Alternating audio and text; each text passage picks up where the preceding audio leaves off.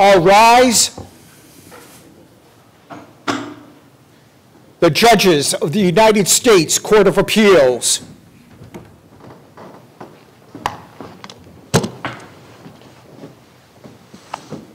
Hear ye, hear ye. The United States Court of Appeals for the Sixth Circuit is now in session. All persons having business before this honorable court, draw near, give attention, and ye shall be heard. God save the United States and this honorable court. Please be seated. Good afternoon. Welcome to the Sixth Circuit. I want to apologize for the mix-up about the amount of time for argument. That's basically my fault. But I do think that the structure we have is the structure we think works best for this. If there is a particular defendant who has a certain amount of time, and then because the other side kind of has a broader expanse of time, and if the other side talks more about that defendant than the defendant's counsel was able to talk, we'll be very accommodating to try to make sure that this is fair to everybody. So the clerk may call the case, or the cases. Case numbers 21-1785, number 21-1786, number 21-1787, and number 22-1010. Timothy King et al. V. Gretchen Whitmer et al. Oral arguments to be 30 minutes to be shared by appellants, 30 minutes to be shared by appellees. Ms. Sidney Powell to lead for the appellants. Good afternoon. May it please the court, I'm Sidney Powell, and I represent the appellants who are seeking the straightforward application of Rule 11, Section 1927, and the inherent authority of the court based on long-standing precedent, all existing law. No extension of it is warranted on the record in this case. We were a small group of extremely dedicated and hardworking lawyers who filed a complaint, although nothing is required to be attached to a complaint in terms of verification. We, because of the sensitivity of the case, worked very hard and diligently to find experts. Actually, experts were coming to us, explaining things to us that we didn't know ourselves from the data that they were collecting. We talked to any number of witnesses. We provided, in support of the complaint, 130 sworn affidavits, declarations, and expert reports to substantiate virtually every allegation we made in the complaint. I don't know what more we could have possibly done to comply with Rule 11. We researched the law. The amicus brief filed in this case by Judicial Watch has done an excellent job of addressing some of the issues that the court raised in her TRO denial. This case only lasted on the district court docket from our filing a total of 50 days. We're 2 years late now being here because of all the sanctions litigation that took place. Detroit is not entitled to Rule 11 sanctions. It was not a party when the case was filed. It moved to intervene.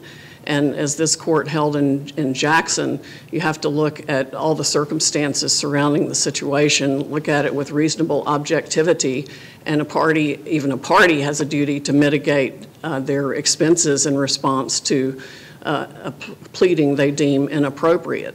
I know there's a question about whether Detroit asked for certain kinds of sanctions, the city. But as far as the city's decision to intervene, I mean, it would seem that they had a pretty good reason from their standpoint, which was that the relief requested included not counting a great many ballots cast in the city.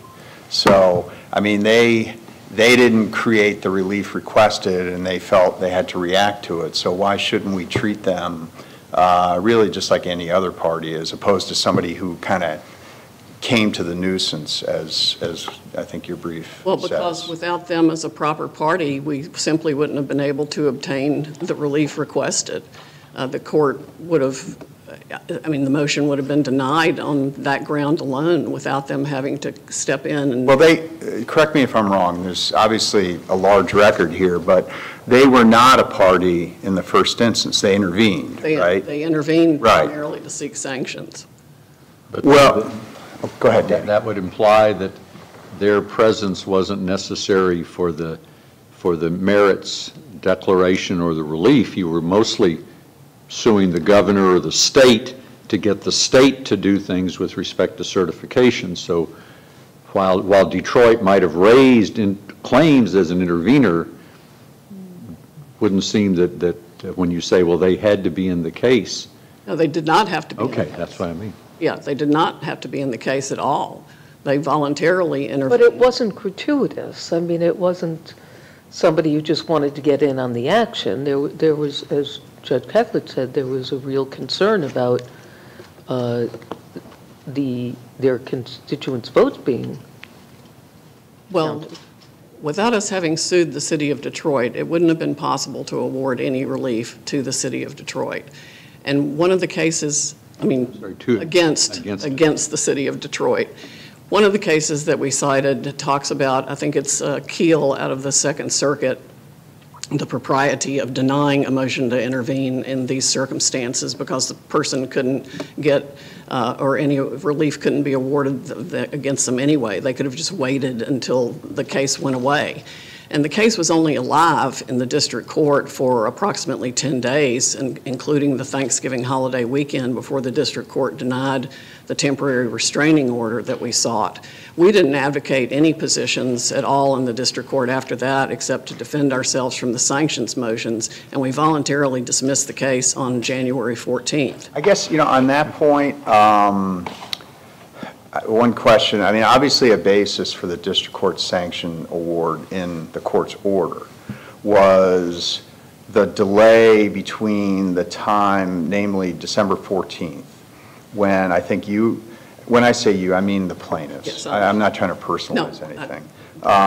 When the plaintiffs had told the district court and the Supreme Court, December 14, this becomes moot.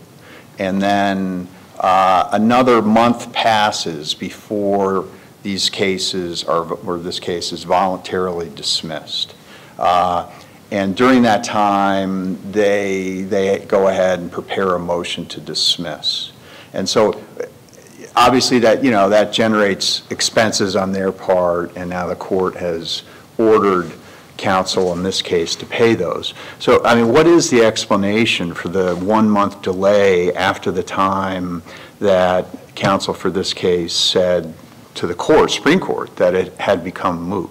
To protect our right to appeal and the fact that there were issues that were still open, including the possibility of this being capable of repetition yet evading review. We had both an appeal pending in this court and one in the Supreme Court. And well, you had a cert petition. The court denied that. not until February 22nd. Okay. A month But after we dismissed. In fact, I was actually reluctant to dismiss when we did, except for the fact that, the tide was going out on all the cases that had been filed. We had the opinions from different courts by then that the litigation did not look like it was going to be successful. And so we felt duty-bound and did dismiss within the timeline of the Rule 11 safe harbor provision. I'm sorry, is that correct? Correct me. As I understood it, they filed the Rule 11 safe harbor letter on December 15th, so the 21 days would have expired on January 5, I think, or 6, and then you did voluntarily dismiss it like 8 or 9 days later. Did anything happen there to your benefit or otherwise that had you dismissed it 8 or 9 days earlier, then presumably you wouldn't be here, we wouldn't be here. So it's not like, unless you can enlighten me, something was saved from your point of view by waiting 9 more days to voluntarily dismiss. If the court follows the strict compliance law established in this circuit, and I think it's Ritter, Rentz, Riddle, I call them the R cases, Okay. in Ray Rubin, then the safe harbor letter was not enough that was sent on December 15th to trigger the benefits of sanctions if we did not dismiss in time. They actually filed what they were. What was deficient about it? It was essentially a recitation of Rule 11. It had no detail in it whatsoever. Didn't specify you enough. Did not give us any specifics whatsoever. So, and we also, when we dismissed, the court had extended time for us to address the motions to dismiss, so we filed it before, rather than filing responses to the motions to dismiss. In that request for extension of time to respond, you didn't ask for an extension of time of the safe harbor, which the rule does permit the district court to do. Was that just an oversight? Yes. Okay. We might not be here then either. Correct. But we certainly filed it before anything was advocated other than the original complaint. And this court's decisions also make clear that Section 1927 and inherent authority sanctions don't lie in the circumstances like that. Like what again? Because we had, all we did was file the complaint and the temporary restraining order. We were not engaging in any sort of vexatious, harassing, or multiplicitous acts of litigation in the district court whatsoever. Mm-hmm. And under Beverly, which is, I think, an Eastern District of Michigan decision, and Ritter, yes, Ritter, the court doesn't sanction under 1927 an inherent authority for the filing of a complaint. As Justice Rehnquist wrote in his concurring decision in, the name of the case escapes me, sure. People are entitled to file and defend cases without being hit with sanctions. One question I wanted to ask you is, I mean, obviously this was, time compressed. Very. If I recall, the complaint's filed on November 28th, and you're asking the court to rule before December 8th, because at that point, at least, that was your sense of when the case would become moot.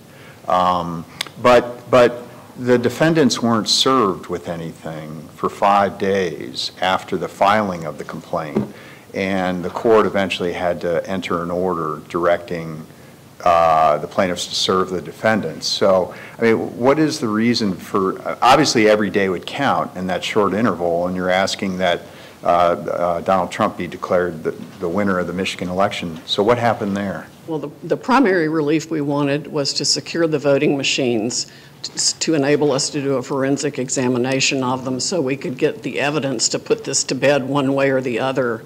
Mm-hmm. I guess you didn't, apparently those are owned by the county, right? And I guess, did you not know that? I'm still not sure who actually controls the voting machines. Mm-hmm. But the original complaint, when it got filed, there was a software glitch, and it was a disaster. In Antrim County? Of a filing. No, I'm talking about the complaint itself. When it was converted to PDF, apparently it really jammed words together, was essentially unreadable. Hence the amended complaint? Hence the amended complaint. And we served them, frankly, the same day that the judge entered that text order to do that. And I can't explain why it wasn't served earlier than that, other than the Thanksgiving holiday and the glitch in the filing of the complaint and all of that. And we did decide we were wrong. Actually, Judge Pepper in Wisconsin decided we were wrong on the 8th being the cutoff date, that she felt like it was closer to or it was the 14th. Mm-hmm. And the more we delved in it, the more it looked like that might not be right either, since our primary assertion was one of fraud.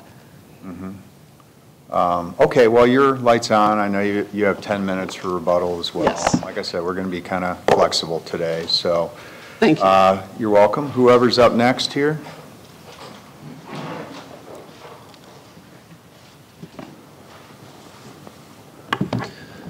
Good afternoon. May it please the court. My name is Paul Stablin. I represent Lynn Wood, and I have 4 minutes for argument. So I'll try to cut to the chase. And it really comes down to the fact that there was no evidence presented at the district court that Mr. Wood had either had any responsibility for the filing of the complaint, the amended complaint. Those are the only 2 documents of all the litigation that was completed before the voluntary dismissal. There is evidence that he agreed that his name would be put on it. So that The signature, so then the question becomes, if the court's going to get to that point, because I think that there was, his statement was that he had had conversations with Ms. Powell, and that he, if she needed a quote-unquote trial lawyer, that he would be available. He is not admitted in the Eastern District. He is not admitted in the state of Michigan. He's not, and therefore couldn't file. His name was added as, apparently as of counsel. That's the designation that's on the complaint and the amended complaint. That designation, it's not a proper signature block. I brought that up. The fact is that there is no signature. It's just listed his name with no signature. But it was listed with his permission. There was evidence that it was listed with his permission, right?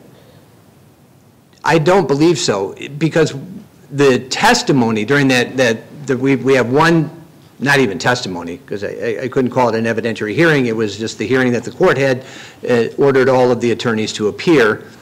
And during that hearing, Mr. Wood made it clear that he was not, had no responsibility for it, that he had not authorized his name. He had only had the conversation that he had had conversations with Ms. Powell, and he would be available for a quote-unquote trial lawyer. But Ms. Powell, I thought, testified that she would not have put his name on it had she not spoken with him and gotten his approval. She says that, and then, but then later Ms. Powell says at the end that her and Mr. Kleinhendler had full responsibility for everything that was filed in regard to the complaint, the amended complaint. That's a different issue. And I can go to the next question then, because he did not, though his name may be on it, there isn't any evidence that he had any responsibility for it, that he had any understanding of what the allegations were in the complaint, that he had any understanding about what was contained in the affidavits, or that he had any input or in drafting the complaint and therefore having no responsibility for it. And again, he has not signed it, submitted it, he had not filed it, and he had not later advocated for it. Well, so is your argument here that the district court made a factual mistake, basically, in attributing any responsibility to your client for the filing of the complaint? Yes. Okay. And I don't want to just limit it to the factual mistake. It's the record is devoid of any evidence that Mr. Wood had the responsibility for filing this, that he drafted it, that he had any input at all. I mean, that's a factual mistake as you describe it. There is. But what about the tweets, you know? Sorry? But what about the tweets? I mean, we have Ms. Powell, who as an initial matter, said she wouldn't have put Mr. Wood's name on there if he had not given permission. And then we have Mr. Wood's tweets, apparently, which I guess are part of the record here. I didn't check that. They were cited by the city in their brief. And so, I mean, he seems to be having knowledge. More than taking responsibility. He seems to be, I mean, you know, one could say he's kind of boasting about it, perhaps. And so what do we make of that? Knowledge. I'm sorry, I did not. No, I don't mean to talk over you, sir. Go ahead. It's clear he had knowledge of the fact that the complaint had been filed. It was reported in the media all over the country. And did he not specifically say that I have represented the people in litigation in Michigan in one of the tweets or in one of the later statements in Delaware? So nothing is attributed to Mr. Wood personally. He did not say anything that would say that you could, from which you could conclude that he represented elsewhere, that he represented the plaintiffs in Michigan. His attorney in Maryland apparently had said to the court there that he was involved in other jurisdictions. Counsel in a brief submitted in Delaware said Wood represented plaintiffs challenging the results of the 2020 election in Michigan. Is that a correct statement of that? His attorney had. I understand. Oh, yes. But that's. That is the I believe the only representation, in all of his tweets, Mr. Wood had never indicated that he was a lawyer representing the plaintiffs in the Eastern District of Michigan. So his lawyer in Delaware was simply incorrect? Yes. Do you think one could get that impression, though, from these tweets, that he did have involvement? I mean, he didn't say I'm a lawyer, obviously, in those words, but one reads those tweets and, is that unreasonable? Would it be unreasonable for the district court to infer from those that he at least lent his name? He's a prominent lawyer. He lent his name to the case. I believe that from those tweets, it is apparent that he is a supporter of the various lawsuits that were filed all over the country. But again, I don't think that you could make the leap and then sanction this lawyer and refer him for disbarment based upon the limited evidence that was presented to the court about his involvement. Is it correct that at some point he'd said he didn't know anything about this until June of the next year, but the tweets pretty clearly show that he knew about it. He knew that he was personally being attacked and filed against in December. The tweets certainly show that. And that tweet says that it was unfair to so he clearly go after him. It's not, maybe not directly relevant, but his other later statements that he didn't know anything about it, simply wrong. Correct? I mean, you could interpret know anything about it as being he didn't know the substance of it. Obviously, he knew of the fact that the complaint had been filed. I mean, I'd like to ask you a question, which is more hypothetical, unrelated. Okay. So if you have a lawyer who tells another lawyer, yes, put my name on the complaint, and that's all, those are the only facts, and the district court concludes that that complaint is sanctionable, are you saying that's not enough to hold the lawyer who said, yes, put my name on the complaint, but didn't read it?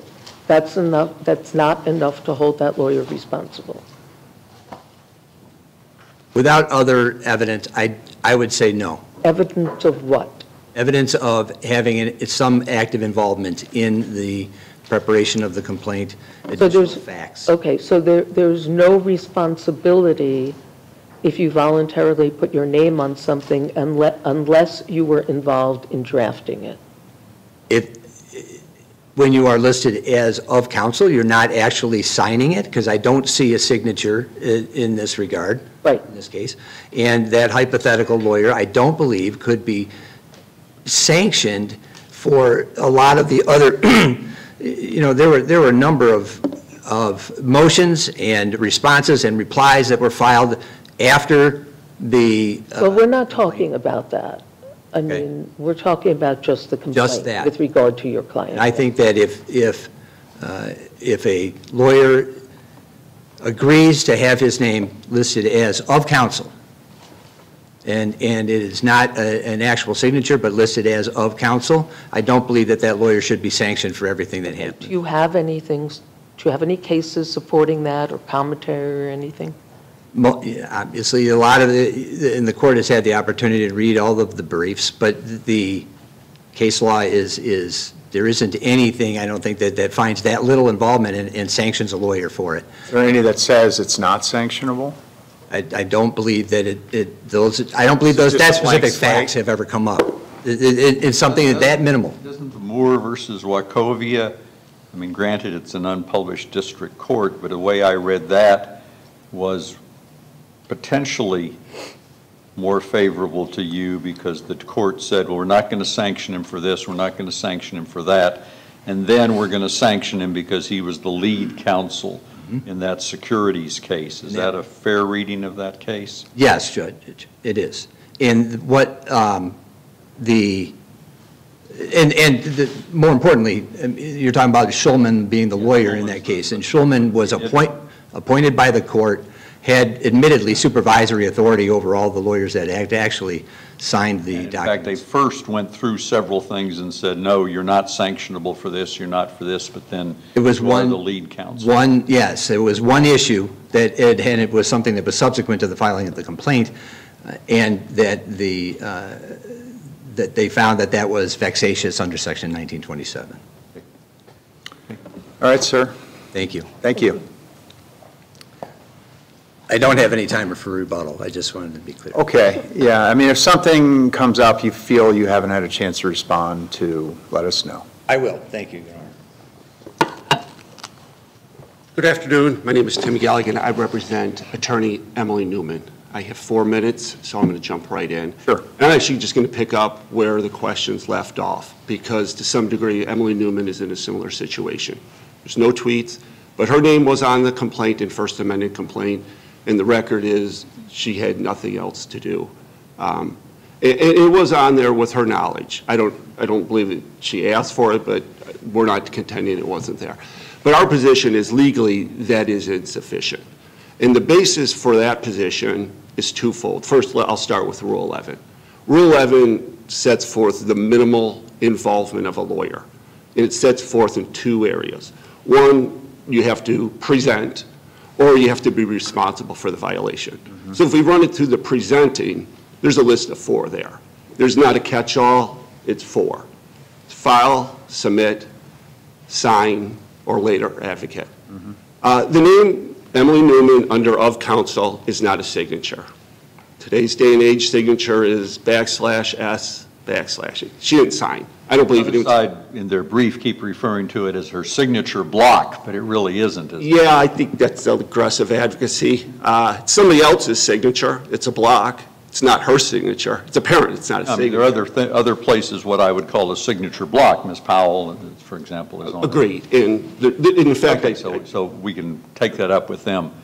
But on the responsible part, does that, in effect, in this kind of situation, require the district judge to parse what went on in the filing, in the drafting and so on, of the complaint, let's say, in order? That is, if on the one hand she participated in drafting the offending parts, that's one thing. On the other hand, if she wrote about jurisdiction that nobody argues about, you would say that doesn't make you responsible for everything else in the brief? I believe the answer is absolutely yes. The district court cited Morris versus Wachovia, 2007, unpublished Eastern District, for the proposition that standing alone, her name of counsel is enough to make her responsible. That is not what that case held. That case, in fact, there's no language, explicit or implicit, reaching that holding. And in fact, as Judge Boggs pointed out in questioning to my colleague, Mr. Stablin, that case actually held that in one instance, there was a summary judgment brief that was found to violate Rule 11. And then there was a complaint that was found to violate Rule 11. And in both cases, sanctions were sought against Mr. Schulman, a lawyer. And he was appointed by the court as lead counsel as a class action. Fact findings were he had managerial responsibility, strategic decision. But even with that, even with his name on that summary judgment brief that was found to violate Rule 11, the court parsed the facts, dug in, and determined that he didn't have responsibility for that document. So I believe the trial court committed an error of law by citing Wachovia, and trial court cited nothing else, for the proposition that the name Emily Newman of counsel standing alone is enough to make her responsible for the purposes of Rule 11. So you would say lending one's name to a pleading just simply falls outside of the 2 categories in Rule 11 that create culpability for a counsel? I do, Your Honor. I mean, it might be something that, one might say is regrettable or bad, but it's not sanctionable under the terms of Rule 11 is your argument. Exactly. I was. And then 1927, if she hasn't done anything further, she's not vexatiously multiplying. Correct. I'm just trying to make sure I understand your argument, not offering conclusions. It's exactly my argument. And in terms of digging in on what her role was, two lawyers at the hearing in the trial court attested to who drafted the complaint and who did it. This is not a situation where all 9 lawyers say I didn't have anything to do with it. Some took responsibility and said I drafted it. So if we look at that part, do they refer to Ms. Newman, or are they just saying we did it, nobody else did it? They specifically say Ms. Newman did not have a hand. Who were those two that we can look for? Ms. Powell said that, and I believe Ms. Powell's trial counsel at that hearing said the same thing. Did she have a role in summarizing? As I understand it, she obtained one of the affidavits from the statistician. Is that correct? Correct. Okay. Did she have a role in summarizing what that affidavit said? I believe her explanation in the trial court was that it was more review, assembly, and largely administrative back office. Her statement or her lawyer's statement at that hearing was not that she had a substantive role. And it was definitely clear that she did not draft that complaint. She said that. But if you review it and sort of approve it, that's not enough? I don't think it would make her responsible or any lawyer responsible for what the sanctioned pleadings are here, which is the complaint and first amended complaint. That was what was sanctioned. The question is, under Rule 11C, is she responsible for that? The inquiry being, the advisory committee notes say, did she have a part in causing that sanctionable pleading? And I don't believe an assembly or a review and even, a communication about getting an affidavit has any nexus with that complaint itself. Because again, the sanctions were on the complaint. The sanctions were, it violated Rule 11. So the inquiry has to be, what was her part in the complaint? But reviewing the complaint doesn't have any consequence or any significance? I don't believe the record was she reviewed the complaint. She reviewed an affidavit. But even that is she didn't draft it. Everybody who looks at a complaint, I think, is not what Rule 11C is supposed to be capturing. It's supposed to capture. I'm confused about the affidavit. I thought she was the one who obtained that affidavit from the statistician expert. She did, Your Honor. But what I'm trying to draw the distinction between is drafting the complaint, coming up with strategy decisions. Those, I think, are getting closer to responsibility, as opposed to what I believe you're describing is communications with a statistician, obtaining an affidavit, and, back office administrative communications. Wouldn't part of the issue be, and I don't know the facts, I just haven't looked at that part of the record, is if I obtain the affidavit and I write it up and lie about what's in it, I'd be responsible.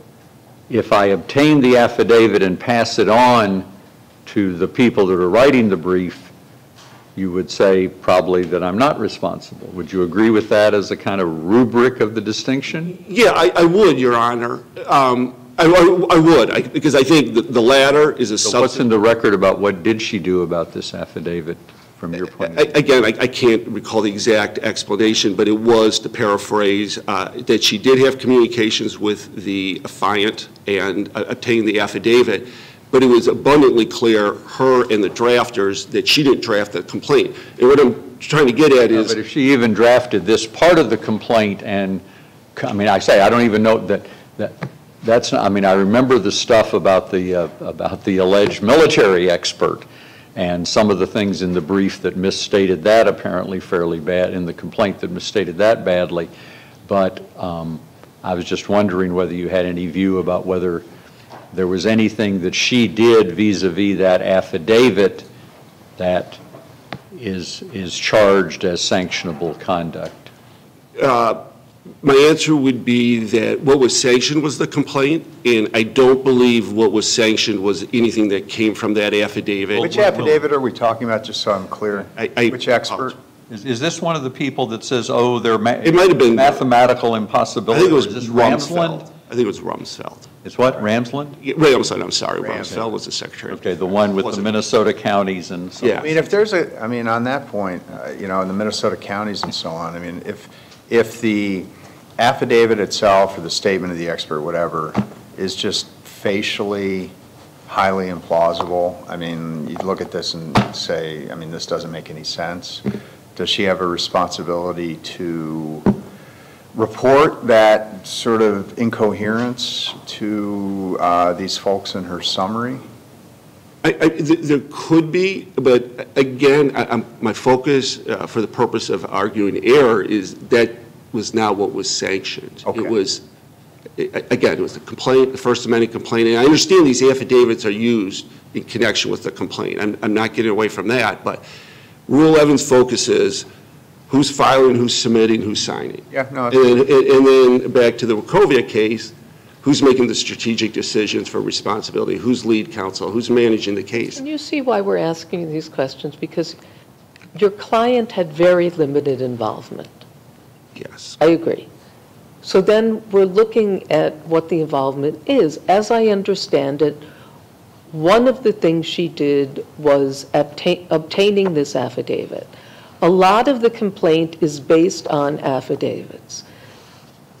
The court found sanctionable the fact that some of the allegations in the complaint, which related back to affidavits, were not consistent with what was in the actual affidavit. So hypothetically, if someone obtained one of these affidavits that was misrepresented in the complaint, then one would ask the question, what was the involvement of that lawyer in translating the contents of the affidavit into the allegation in the complaint? And at least my questions are directed to that. I don't think it's an answer to say, well, it's the complaint that was sanctioned, not the affidavit. What was sanctioned was how the affidavit was translated into the complaint. So maybe this affidavit was not, or, I mean, but that's what we're getting at. Was there any information? Did your client give a summary to the lawyers that were drafting the complaint? Or was it simply, here's the affidavit you asked for, and that's it? I believe the record was the latter.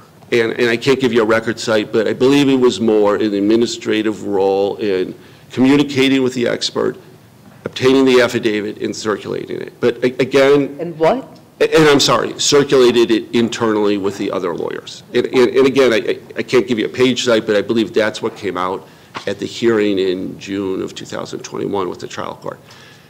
But she didn't make use of the affidavit in terms of configuring the claims, deciding which ones to assert, or presenting them to the court, in the sense of drafting or filing, submitting, signing. So again, yes, I understand the court's concern, Judge White, about who got these affidavits, and the affidavits were a concern with Judge Parker.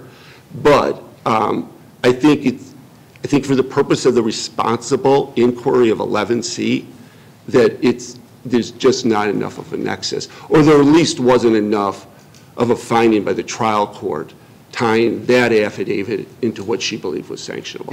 The relevant record that you've referred to, is that all just the hearing transcript from that July hearing? Yes, that was... That's pretty much what we would look at and look up the particulars of what you're referring to. Correct. I think, yeah, she had, I wasn't involved at that point, but it was all the lawyers and answering questions by Judge Parker. Okay, very good. I am long over, so thank you for your time. Thank you for your argument. Thank you. I think we'll hear from Ms. Gentilla, is that correct?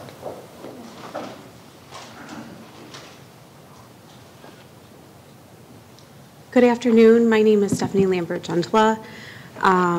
I had the pleasure of meeting Ms. Powell and Mr. Fink for the first time today. Keep your voice up. Sure, Judge. Thank you.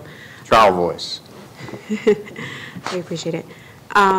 My role in this matter was as local counsel for the appeal, and the court agrees with that and cited on This court. Yes, correct, Judge. Right.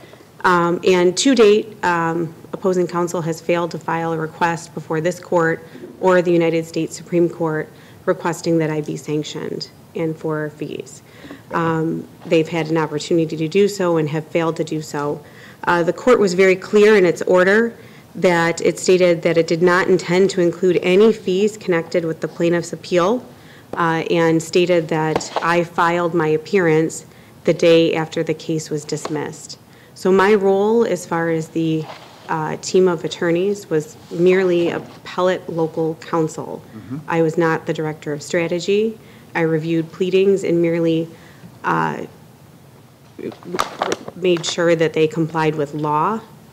And it was Ms. Powell and Mr. Kleinhendler, as they stated, that they took full responsibility for the complaints filed at the lower court. The opposing briefs charge you with responsibility for various filings that you signed in opposition to the motions for sanctions. Are they correct that you did file those documents? Your Honor, they're correct that I filed the documents, but they are incorrect in regards to the prongs of bad faith that they've addressed with this court.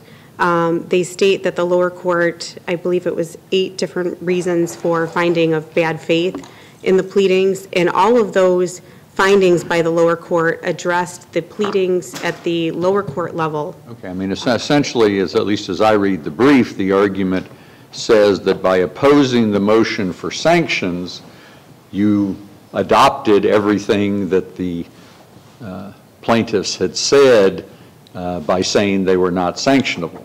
I mean, isn't that kind of their argument, that by opposing sanctions, you committed sanctionable conduct? Well, I believe that's false, Your Honor. My role as appellate counsel is to look at issues of law. Well, but you did file these in the district court. I'm not saying they're right or wrong, but I'm trying to parse out the things which you say I only did in the Supreme Court and the Court of Appeals from the things that, as I read their brief, they say you did file the opposition to sanctions, and that by opposing sanctions, you committed sanctionable conduct. That's their argument as I read it. Well, on behalf of my clients, Your Honor, the court knows that I'm required to argue any legal reason as to why that would not be the case. When I signed on to this matter, it was to merely be local counsel for the appeal. Didn't you oppose the request for dismissal? I responded with an email after discussion and providing advice that would be protected by attorney-client privilege, and I communicated Ms. Powell and Mr. Kleinhendler's position that there was an appeal pending, which was true. An appeal of the denial of the injunctive motion?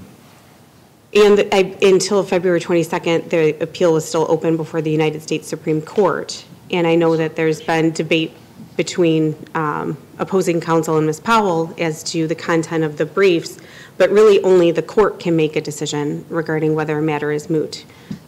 So there was no decision from the United States Supreme Court at that point, and I thought that that was legally so. Well, I mean, that's true of anything, but people can recognize hypothetically that they're wrong or whatever and withdraw things. You don't once you file something, you don't have to wait for the court to tell you that you're wrong, just hypothetically, you know. Sure, and I know that this court will take a look at the short timeline that everything took place with this matter, that there were multiple plaintiffs, multiple clients, and multiple attorneys in my role in the matter. When was the appeal filed? The appeal was filed, I entered my appearance on November 9th. I believe it was, I'm sorry, December 9th, and I believe that it was approximately a week later.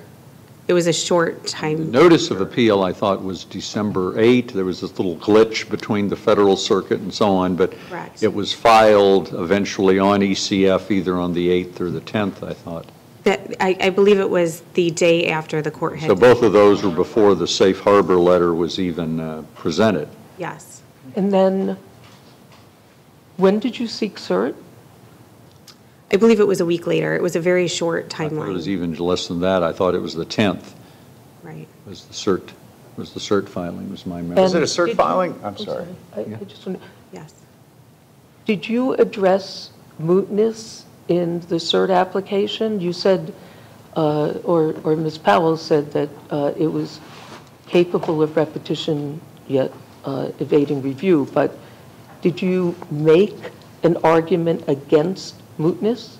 Well, looking at the lower court record that the court is reviewing today with its opinion, at the lower court record, Ms. Powell and Mr. Kleinhendler stated that they took full responsibility for all pleadings. So if that was included, which it was, in the... Oh, you didn't write the cert petition? I was local counsel. I did not draft. Okay. Yeah, and I misspoke. It was filed on the 18th. It was 10 days later.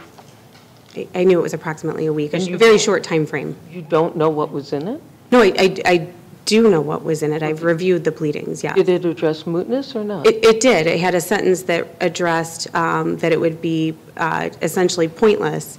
And when my interpretation of reading that was that it was, counsel was urging the court to move quickly, not that it would legally be moot. This is, so this was before December 14th, and Correct.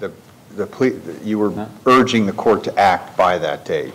That is what was drafted, and Ms. Powell and Mr. Kleinhendler took full responsibility of the drafting.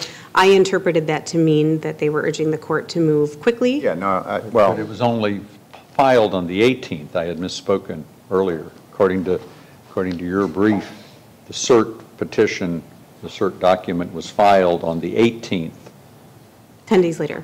of December, which was after the 14th. It might have been drafted before the 14th.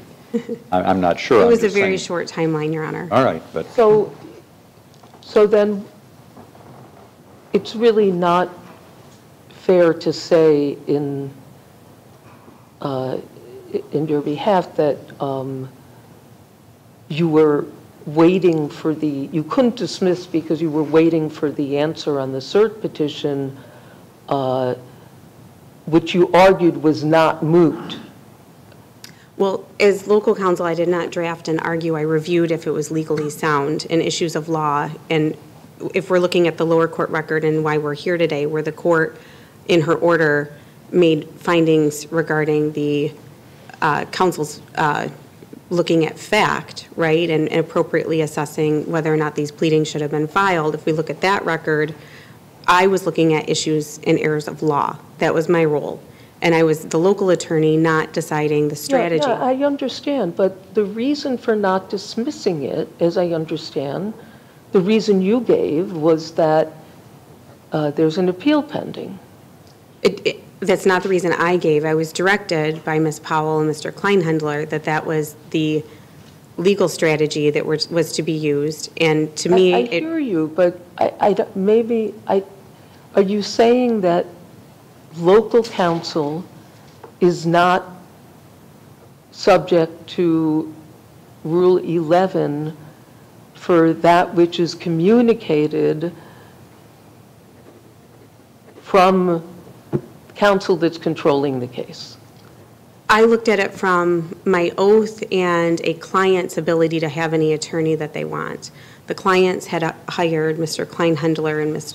Powell, and I was a contract attorney working for Mr. Kleinhendler and Ms. Powell. you wouldn't have had the authority to dismiss the case yourself, would you? No, I would not have, right? I would have...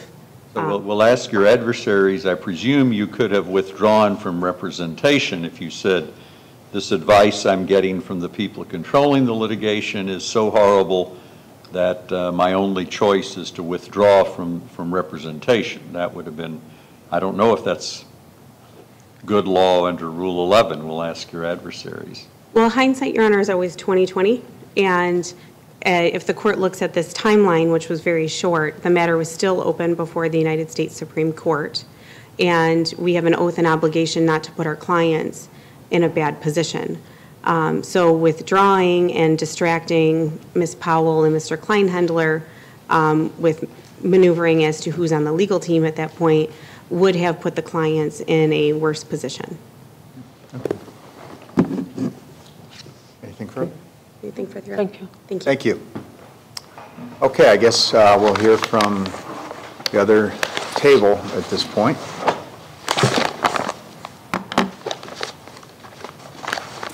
Good afternoon. Assistant Attorney General Heather Mangias on behalf of the state defendants, Governor Gretchen Whitmer and Secretary of State Jocelyn Benson. As the court already knows, we'll be sharing our time, 10 minutes for the state, 20 minutes for Mr. Fink with the City of Detroit. Very well. This court should affirm the district court's grant an imposition of sanctions against counsel in this unprecedented case. Really, the belief that was sought here was unprecedented in all of Michigan's history. Can you speak up? Oh, I'm sorry. Is there a microphone? Where is it? I don't know how the microphone. Is that the, which thing is the mic over here? She's trying to Used to have a real mic. It used to be, yeah. Quiet. A little more. I'll try to talk louder like this. All right, whatever is comfortable for you. All right. So, the plaintiffs in this case asked the district court to reverse the results of Michigan's 2020 general election and to declare by judicial fiat that another candidate won, former President Mr. Trump. Well, on that point, I understand the relief requested is obviously central to the district court's decision here, and it is pretty unprecedented. But hypothetically, it's sort of common knowledge that there was a likelihood of fraud, say, in the 1960 presidential election in Chicago. And let's just say hypothetically there was. Richard Nixon decided not to pursue it. He felt for the country's sake. But in any event, let's say there was kind of a smoking gun discovery of fraud after the result in Illinois is certified. And it turned out, just irrefutable physical proof of hundreds of thousands of ballots being fraudulent or whatever. Would the courts, would it be frivolous for a lawyer to file a lawsuit at that point and say, courts, under some extension, I guess, of legal authority, you need to enjoin the state to recognize the other candidate as the winner? Would that be frivolous? I think, it might not be frivolous under the facts that you articulated. That's not what we have here, though. But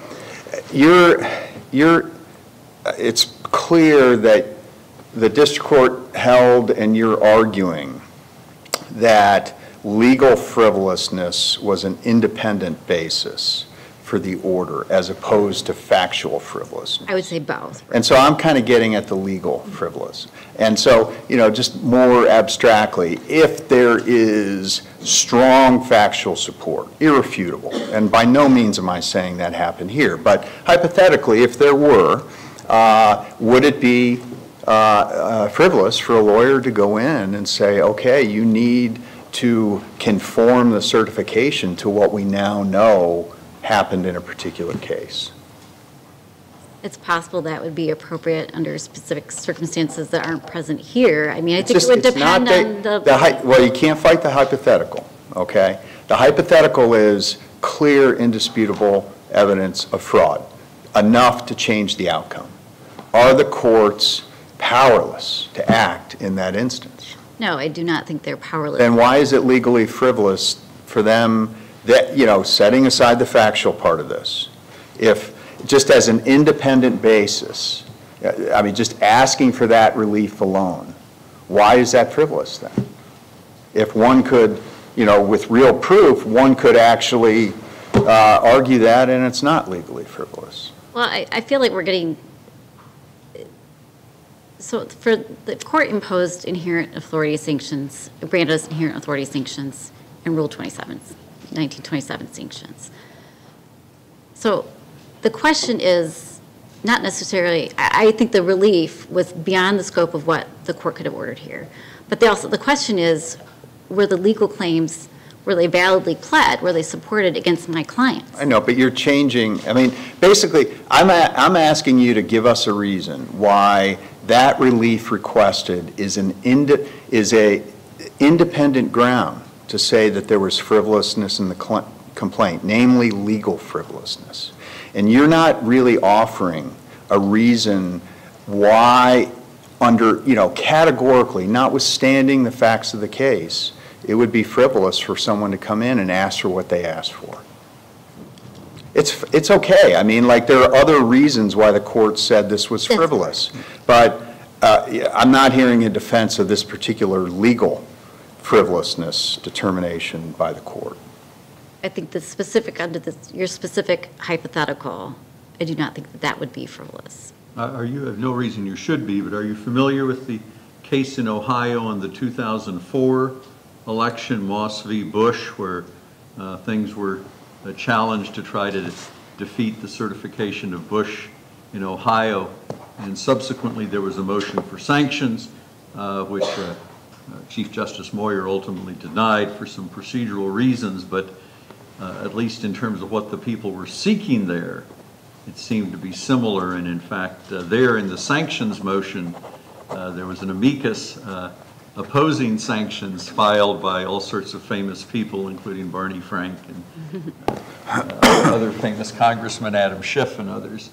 So kind of why I don't know whether you have looked at it in terms of why is this more frivolous than, let's say, the Ohio, not that it's legally binding, but when we look at election challenges, that one, when I looked it up, struck me. I am not very familiar with that case. It predates or very close in time to my practice at the department. So, but I was thinking about this. I mean, every sanctions case is really dependent on that case. It's dependent upon the pleadings that were filed. It's dependent upon the specific activity of the counsel in question or the parties in question. It's dependent upon the claims that were pled. So every case, plaintiffs, the counsel cite in their briefs various cases that, well, sanctions weren't awarded here. Well, okay, all right, that's true, maybe so. But what matters is what was pled here, what was argued here, what was attached to the complaint, what wasn't attached to the complaint, and the specific claims that were lodged only against my clients, where at the heart of this case, this was really about the city of Detroit's election. So what would you like to emphasize with respect to, I guess, the claims against your client, or clients? You're here for the governor and the Secretary of State. Yeah. From that vantage point, what would you like to emphasize to us? We have a humongous pile of stuff here. Is there anything you want to flag? I think the only thing that I heard, and just to clarify, right, we're appellees in the Powell appeal, and then Stephanie Lambert-Gentile. So we don't have arguments against some of the other counsel at issue here, just to clarify.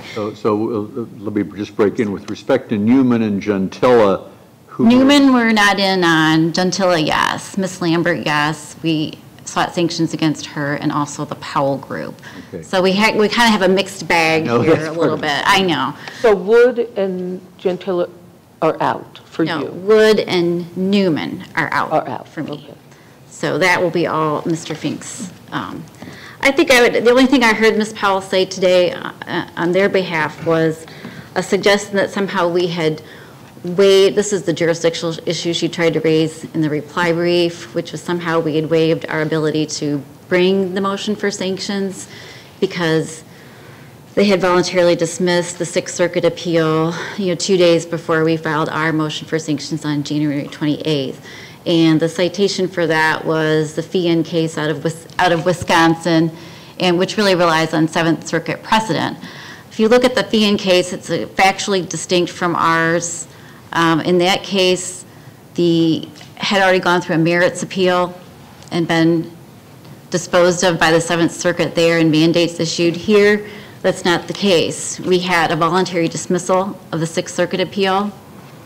No mandates, no judgments, no merits decision, and frankly, we still had as they pointed out, the petition for certiorari was still pending in the Supreme Court at that time. So, there was still really a case or controversy between the parties at that time because the action really wasn't over. Okay. So it's distinguishable. With respect to Gentilla, then, as I read it, makes 2 points. One, that it was only with respect to the appeal and the cert petition, and then your brief, or a brief, says, well, but she filed these oppositions to sanctions. Is it your argument that by filing an opposition to sanctions, you become responsible for everything that is alleged to have been sanctionable earlier in the case? I'm not sure that it was our brief that the district court concluded that she had signed several filings, and that's why her role had. That's factually true. She signed the opposition to sanctions. She opposed my motion to dismiss. She filed various. She filed a motion to. I thought that. Go ahead. I'm sorry. Did she? Well, it was did she sign the dismissal on the 14th of January? She signed the dismissals. So that's where she says, I oppose the motion to dismiss, but we're dismissing. Well, that was right. I mean, the email that Ms. The email is different, but isn't it that the filing, however it's captioned, ended up with voluntary dismissal? Right. There was a strange little response to the motion to dismiss that was filed with respect to Detroit, that sort of answered the sanctions issue. Got the dismissal at that point. It may have been too late, but the other harm was just dignitary. They said, you're wrong, but we're dismissing. Well, the point would be that she acted as counsel in this case with respect to certain matters, and was not simply an appellate attorney.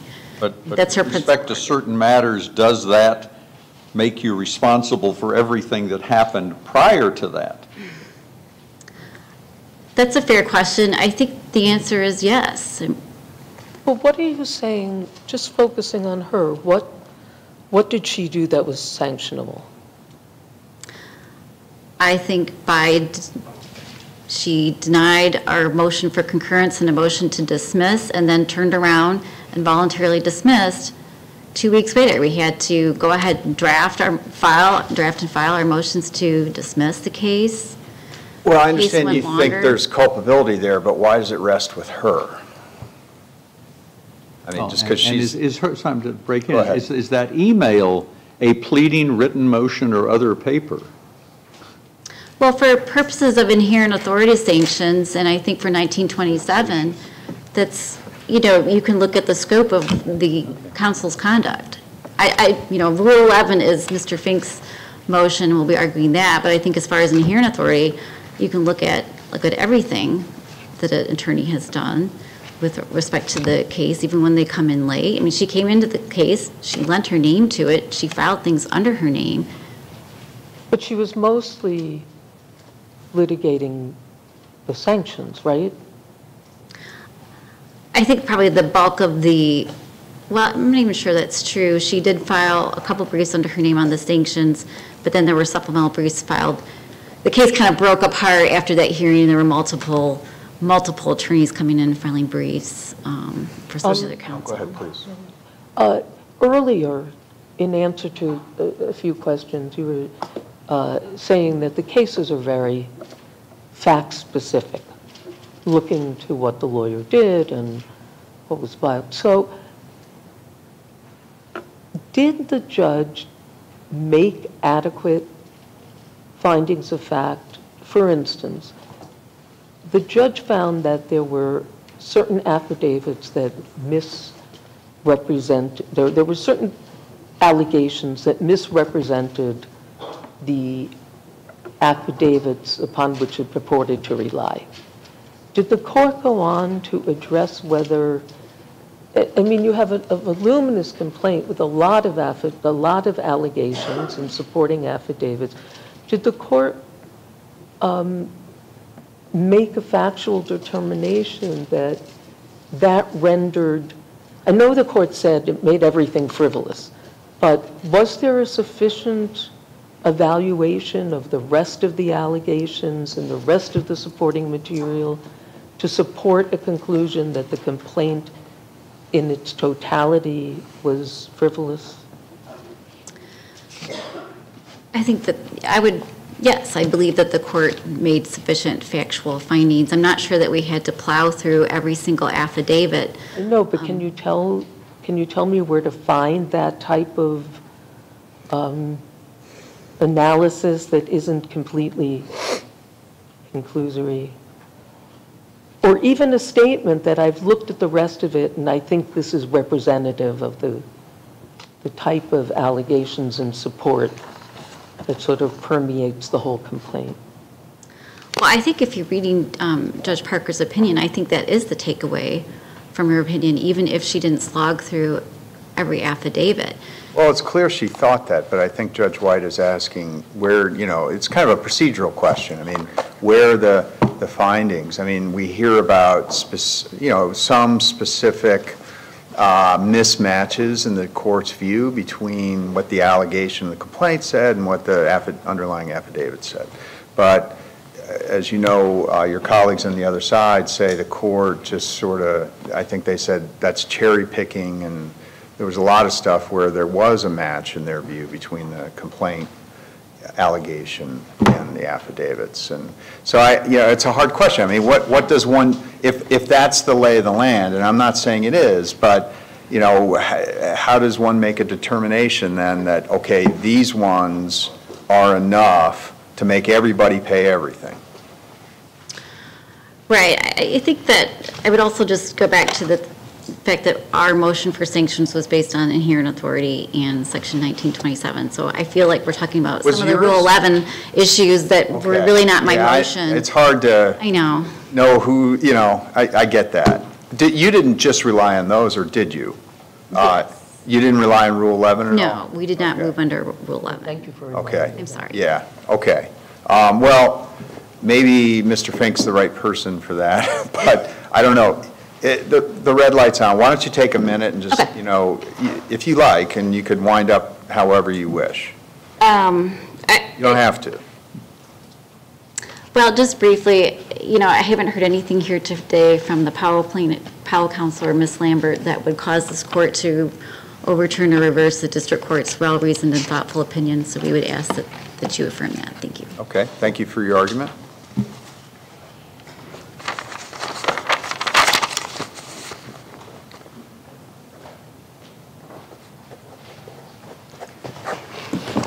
May it please the court.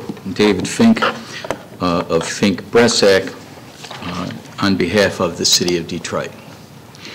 And just the city you're just the city, if I recall, right? City of Detroit, that's correct. Okay. Okay, go ahead. Say what you want. And to be clear, we're the city because, and we intervened because this case was about almost exclusively things that happened, allegedly happened, in Detroit at the TCS. Didn't they talk a lot about Antrim County and there's some discussion about counties that didn't exist and percentages in Muskegon County and some. Edison County is the one that didn't exist. Yeah.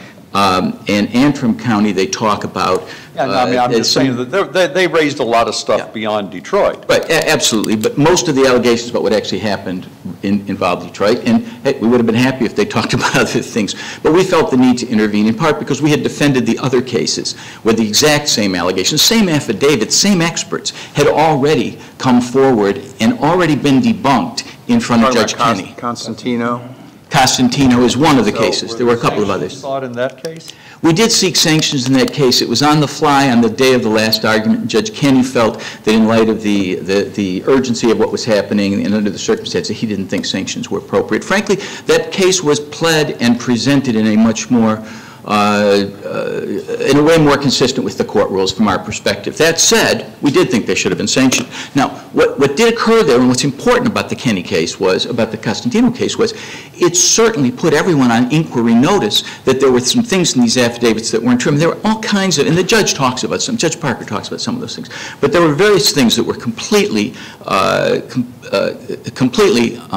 indefensible that were in those allegations. So we can come to them, but more importantly, I want to get right to the questions that the court has been asking. Judge Kethledge, you asked a terrific hypothetical. What if this is Richard Nixon in 1960? Why isn't it the same? And Judge Boggs talks about the 2004 case in Ohio. And here's the distinction. It's such an important distinction. In the hypothetical and in the Ohio situation, what you don't have is the lack of standing, mootness, and latches. In this case, they wait until November 23rd. They wait until the electors have already been certified, till the governor's already sent the letter. That's the big difference. That it's not just like Hypo took that into account, that has already happened, and now they found this. Okay. Well, okay. And so is it frivolous? That's fine. Even after, the governor sends in a certification, is it do everyone have to lay down their arms and that's just the way it is, or can you ask the court for help?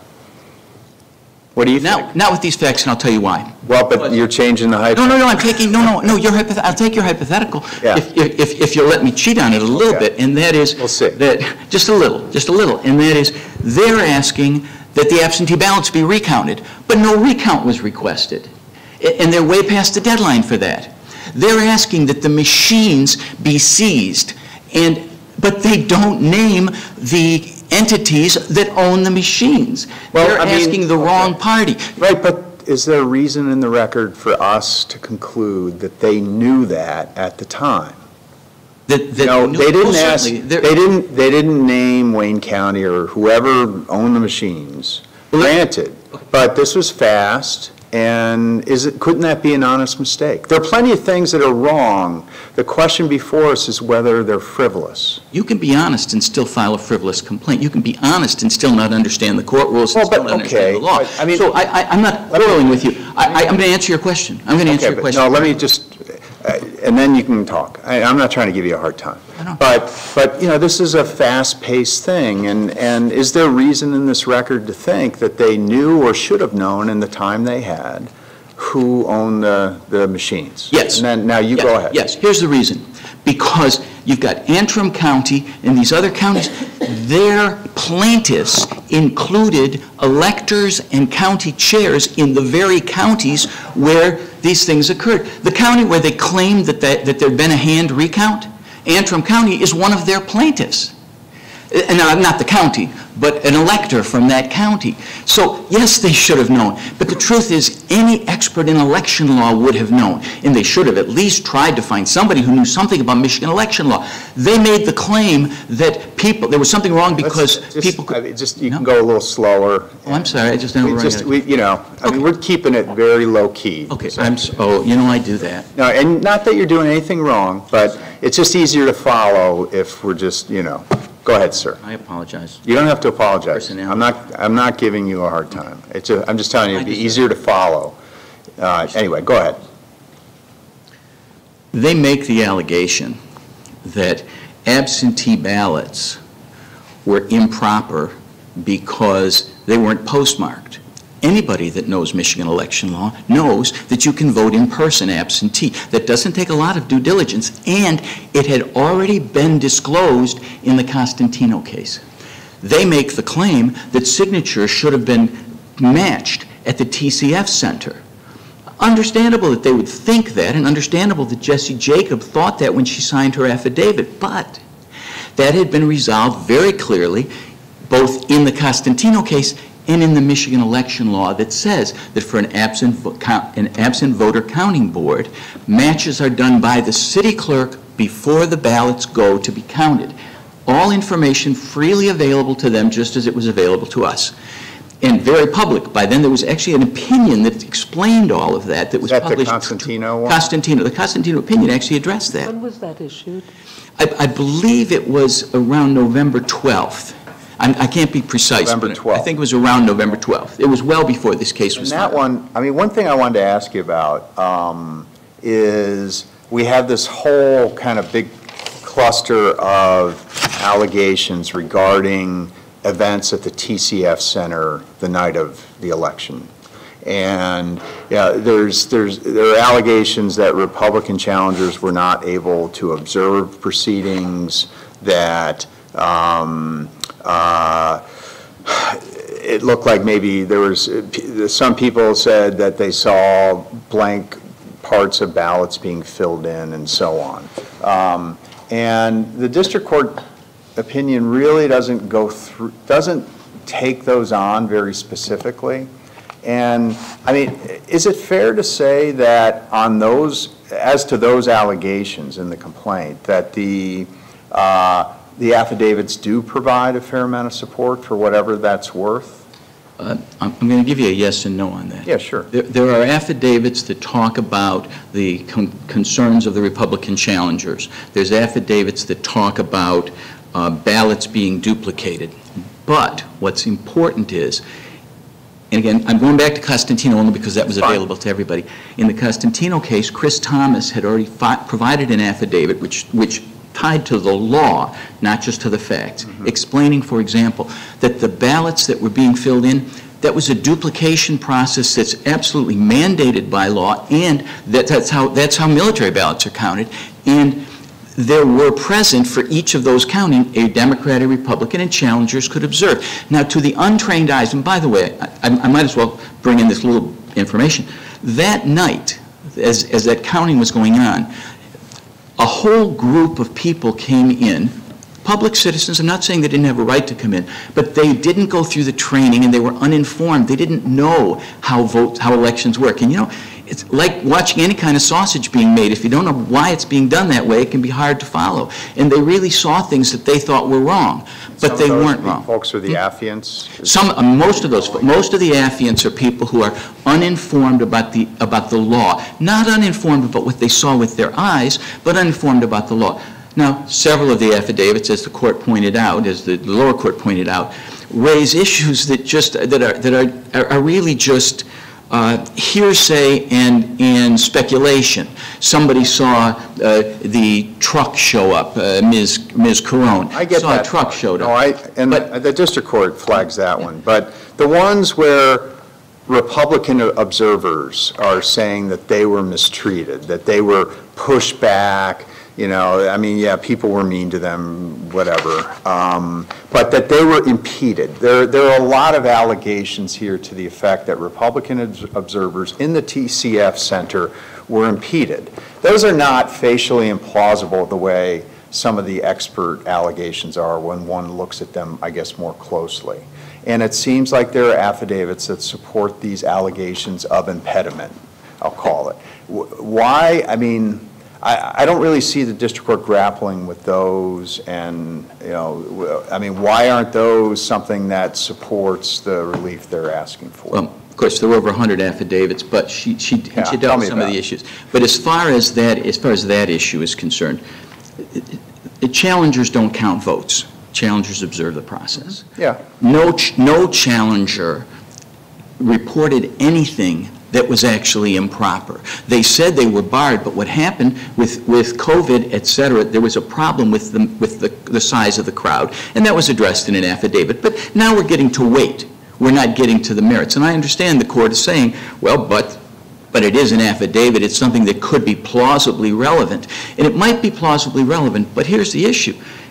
The issues. At the TCF Center, they counted votes. They didn't count 150,000 votes. That's how much President Trump lost by. They didn't count 150,000 votes. And the relief that was being sought in this case was to overturn the election, overturn the count. And it isn't that because the challengers, let's be realistic. If the challengers, in fact, were somehow impeded, we don't believe they were, we think we have plenty of evidence that they weren't. If the challengers were impeded, that would be a relevant issue for a court to look at it in an appropriate context, but not in a context in which a case is filed on November 23rd, not in a context in which the case that's filed on November 23rd is not served until December 1st, after an order from the trial court saying, for God's sake, well, I shouldn't say for God's sake, but saying you have to serve. Filed on the 28th. I thought it was 5 days later. Was it filed on the 28th? I'm sorry, filed on the 28th. I'm sorry, the 23rd is when the certification occurred. So earlier I said the 23rd. It's worse than I said. It was the 28th is when it was filed. But filed on the 28th, then they wait till the 1st to serve it.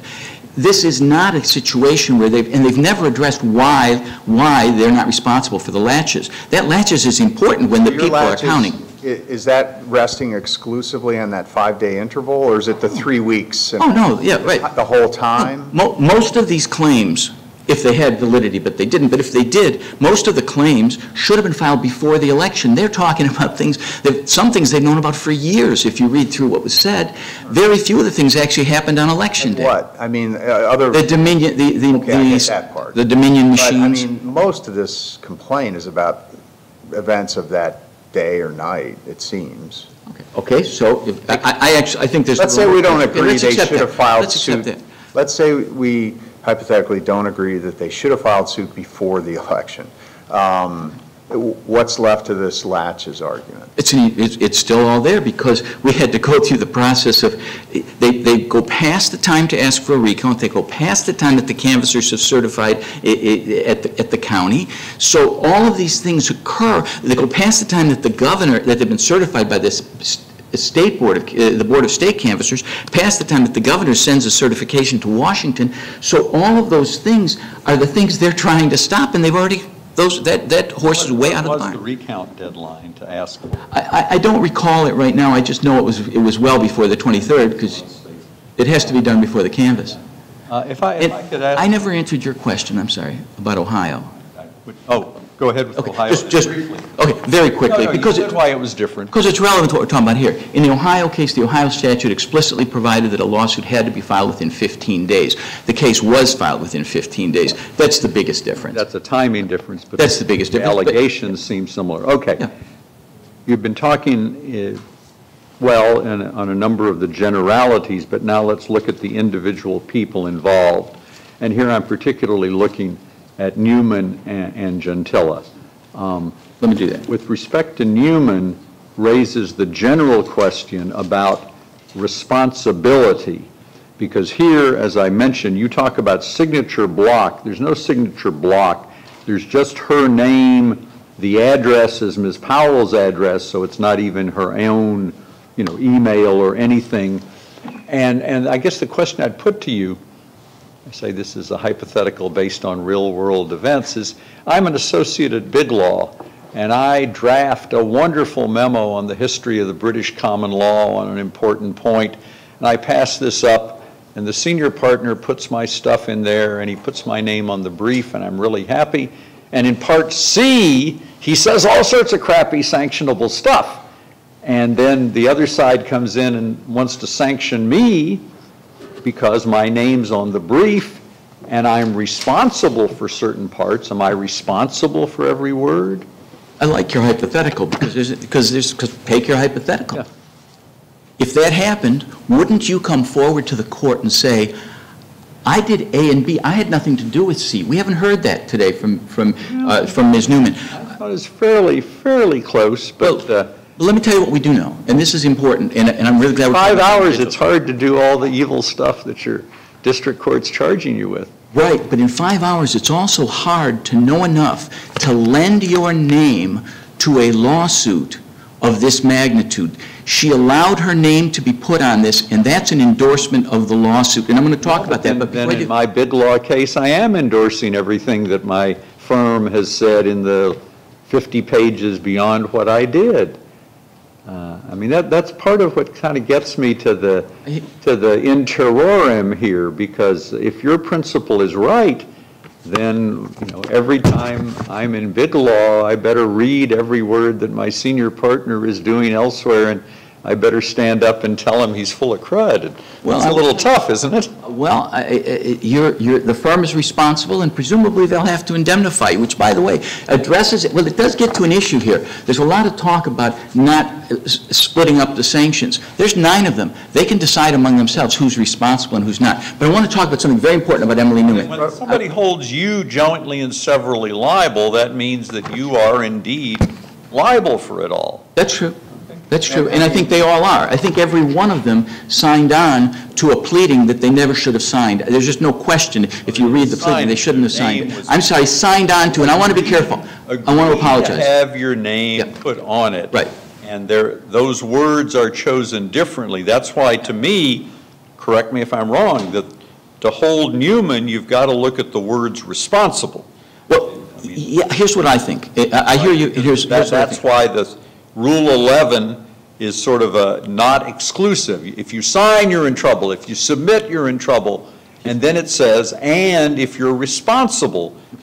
But do you have law that says that you're responsible for every word in every brief that your name is on? I mean, There's no such law. Nobody, no Rule 11 case has ever said that. But I do want to say this. I want to say this. First of all, I want to apologize for using the term signature block. It's a term we use in our office all the time because we're always, what's in the signature block. I shouldn't have said signature block because I never intended to suggest she signed. Okay. Second, very importantly, what she hasn't disclosed to the court is she signed, or didn't sign, her name is on another document.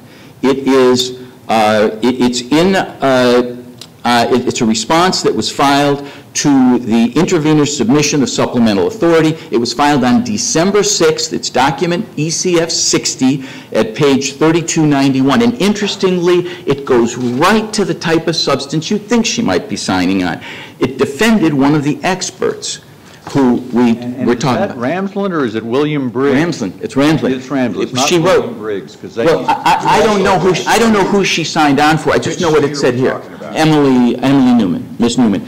Ms. Newman, in that document, now, she didn't sign it. Her name is on it. And in that document, it says, intervener's submission is nothing more than a desperate attempt to discredit Mr. Ramsland's opinion when their experts have failed. Now, I don't know if it's an accident that that's... I've seen rhetoric like that in an awful lot of briefs.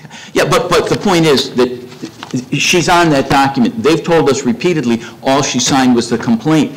All she signed was the complaint. Last night I went through the whole record. She signed something else. So now, and I would say this, and this is going to apply to everybody, and that is, here's my view of Rule 11. I don't think anybody here was wondering, but I'll tell you my view of Rule 11, okay? In presenting, we're given a choice. Signature is first. Clearly, we know who did and didn't sign.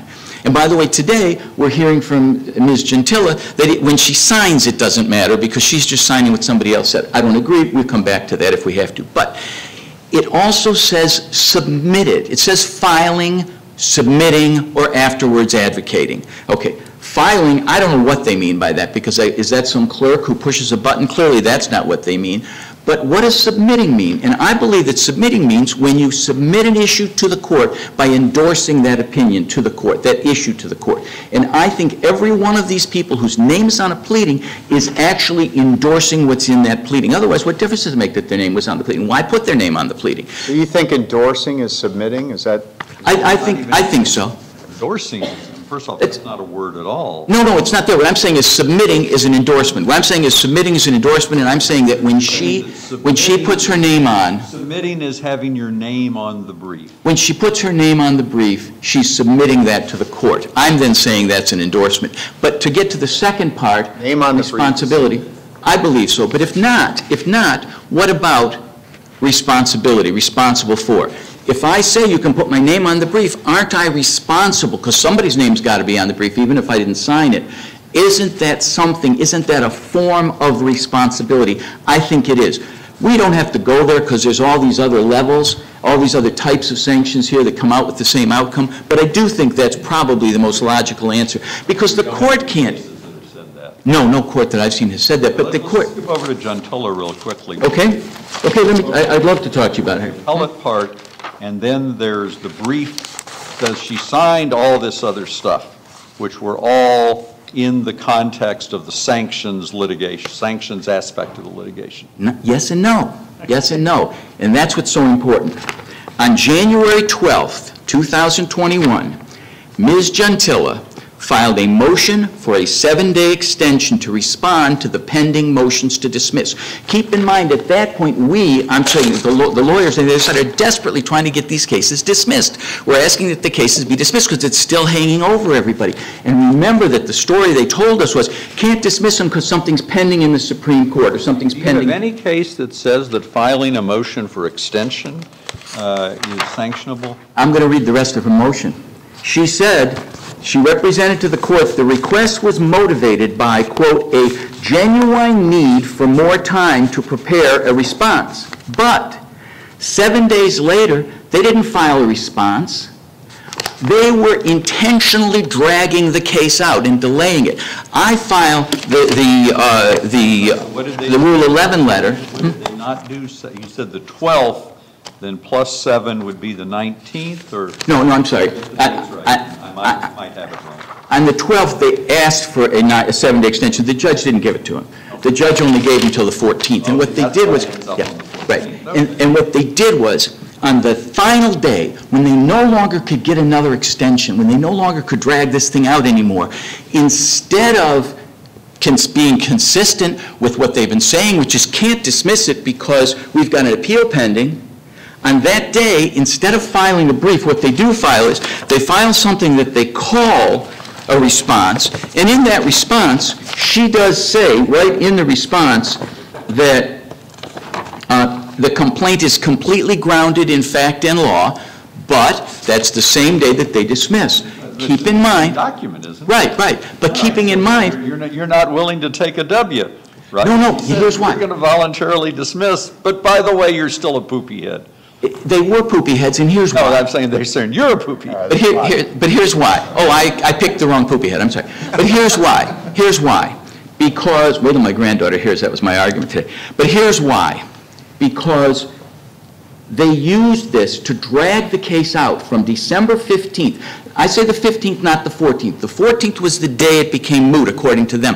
But the 15th was the day I served the Rule 11 motion. By the way, that Rule 11 motion, which was written by my son, is very, Nate, is very, very detailed. We heard today that it's not detailed. Was that part of your safe harbor communication? Yeah, that was our safe harbor communication. And not only... So once you've done that, are people dragging it out if they take the... I mean, they didn't do it, but are you making the argument that if on the 21st day they had said, you got us, we give, that they've dragged it out and they're sanctionable for using the safe harbor?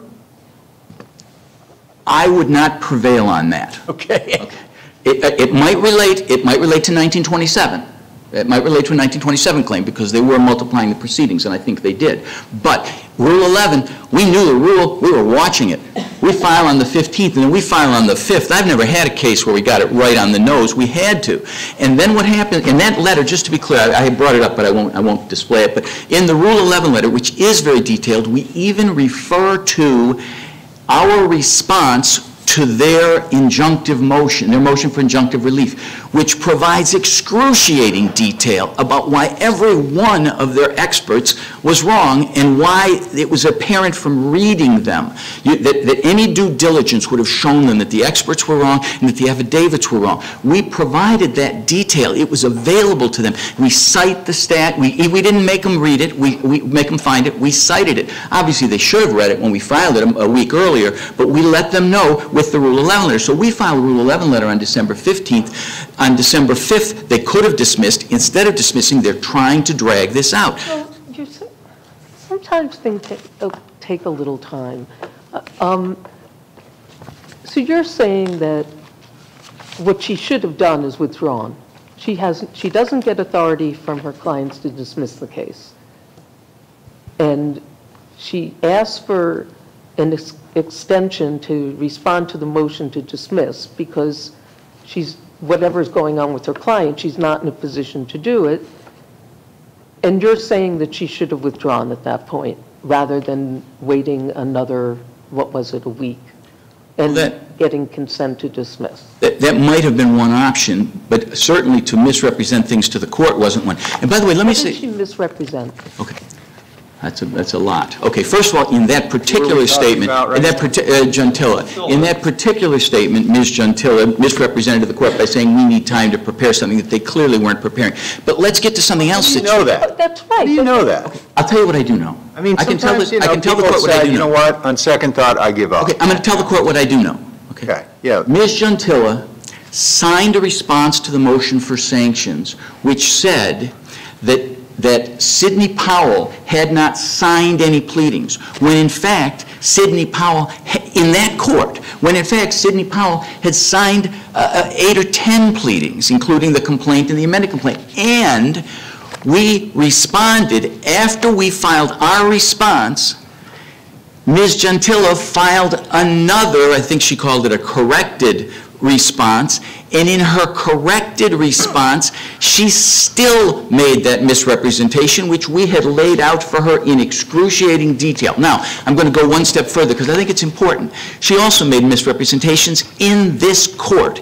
In this court, on page Roman numeral 7. File your motion before us and let that. Okay, but what I do want to say is here. You're talking about in the earlier notice of appeal or whatever? No, there's a lot of that. Talking about in this litigation? No, what I'm talking about, right here. Let's do one case at a time. The only thing I want to say is not to say that she should be sanctioned for it, but rather that the court should know. She said 3 times that she got in the case after the lower court case was dismissed, after judgment was rendered. Clearly not true. The lower court case had not been dismissed when she came in. That was exactly what we were trying to do, was to get it dismissed. All that had happened was they lost their injunctive relief, their request for injunctive relief. So now with respect to Mr. Wood, because we haven't talked about him, and I don't want him to feel left out. With respect to Mr. Wood, and I don't mean to be flippant, it's really important. Mr. Wood Let's be concise kind of from this point forward, because you're in the red zone. Okay. Mr. Wood Not that you haven't been concise, but go ahead. Well, Mr. Wood comes to this court, and he says that, as we know, he told the trial court, and it was important to the trial court, he told the trial court that he had no notice of the Rule 11, no notice of the Rule 11 letter. And then in his reply brief, he says, we misrepresent what's in the tweets that he filed, that he posted. To be clear, on December 15th, the entire tweet read, when you get falsely accused by the likes, that's the day of our Rule 11, when you get falsely accused by the likes of David Fink and Mark Elias of Perkins Coie in a propaganda rag like Law and Crime, you smile because you know you're over the target and the enemy is running. And in that tweet, he attached from Law and Crime an article that described and I think attached my Rule 11 letter. Similarly, on January 5th, he tweets, in his response. Can I ask you a quick question on that point?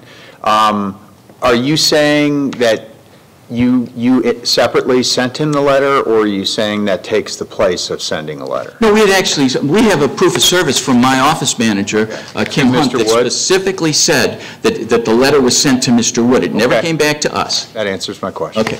And they never filed any affidavit in contrary to that. On the 5th, on January 5th, his tweet reads, talk about unfair. Last defamation case I handled in Detroit, I made a few trips there for some fun depositions, stayed at the MGM Grand and contributed to city tax revenues and salaries, and this is the thanks I get? Then he attached to that tweet he attached a tweet from Alan Foyer, a reporter for New York Times, which appended the entire motion for sanctions and said, the caption, which he forwarded a caption that said, the city of Detroit has just asked a federal judge to refer Sidney Powell, Linwood, and the rest of Team Kraken for disbarment proceedings. How could he possibly not know? And by the way, 6 days later, on January 11th in New York, in court, he said that Detroit was trying to get him disbarred. You can't say one thing in one court and then have a lawyer say something for you in another court and then pretend you're not responsible for it. You're responsible for it. Sorry, I didn't mean to get carried away. We understand your point. Why don't you take a minute to wrap up? Thank you. Fair? Or no, you ask whatever you want. Just one other question. Of course. So I asked earlier whether the court was specific enough, especially in relation to Rule 11. Clearly, she identified certain things that she regarded as inappropriate, but was she specific enough about the overall complaint? I think she was specific enough, but I understand the issue. The reason I say I think she was specific enough was, as I read, and I read her 110 pages more than once, as I read it, she started by saying that these were fundamentally unacceptable complaint and amended complaint because of laches, standing, sovereign immunity, and then she went to the facts and found an extraordinary degree of carelessness in the way the facts were presented. Now, did she need to prove that every fact was false? I don't think so, because they were never going to get relief, especially when the relief they're asking for is that the decision on the election of the President of the United States be reversed, which they literally requested, and she knew she couldn't do that, notwithstanding the hypothetical. So I think that she did analyze it enough. That said, could she go deeper? Certainly. You could take every allegation in that complaint. Almost every one was false, and it was a long complaint. And to say that is pretty extraordinary, but I went through it over and over and over again. There was no truth in that complaint, and there was a lot of falsity in that complaint. But that said, I don't know how far the judge has to go, and this brings me to something interesting. They said that the judge has to decide who among the 9 is responsible for what. The way we see it is, you got 9 lawyers who get together and file a horrible case that is in bad faith. She did make detailed decisions, which I respect, about why it was in bad faith. And they then cite a couple of cases. They cite the Goodyear case, but the Goodyear case just says that you can only collect your damages one time. The city only gets one from the joint and several award. We don't get any double dip. There's no punitive damage. We just get that.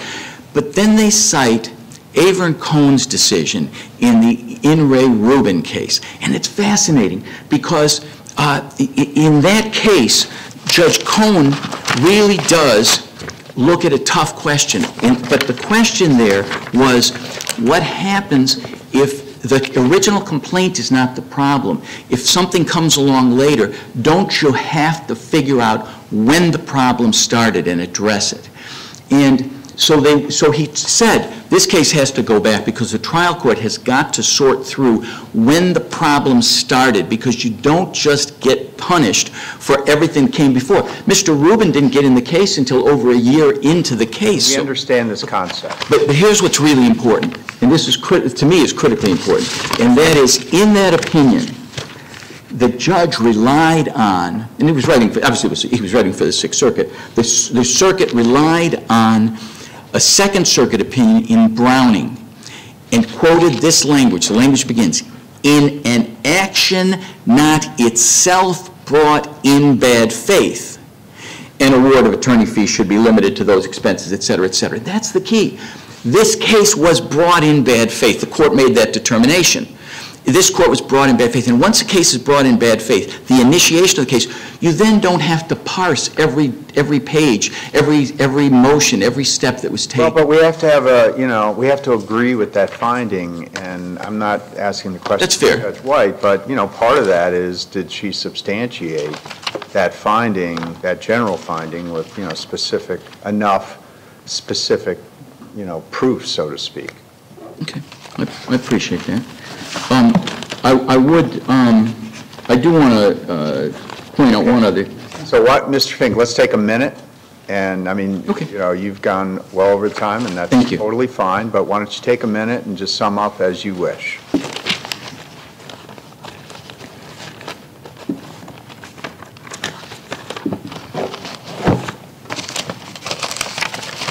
Thank you, Your Honor. This is a case of enormous magnitude, but it's a case of enormous magnitude not just because we're talking about the selection or the election of the President of the United States. We're talking about the abuse, what we find considered to be the abuse of the judicial system. These cases were filed, and there was every reason to understand that they couldn't get the relief that they sought. So the question becomes, and it was very clear to the court, what they were really seeking. They couldn't get what they asked for. They couldn't achieve anything because they filed it so late. But what they could get was they could send a message to the world that something was wrong in Detroit, that something was wrong in Michigan, and that this election was stolen, and it was not. And I appreciate that the judge went to the trouble to prove that a lot of the factual allegations were false. But in fact, the case itself, just on its face, was a frivolous case. It was filed without a proper legal basis. They lacked the law to support it. And as such, it was serving a purpose that was extrajudicial. Now, I'm not proud of this, but on January 5th, we filed our motion for sanctions, and we said the danger of this litigation is that it threatens the peaceful transition of power. And the next day, we saw the outcome. We saw that in your brief. And I know I pled that before, but it's just, this is not a minor case, obviously. I don't think anybody thinks it is, but it's more than that. And I would raise just one last point, which is, I don't know that there's any law on this, but it seems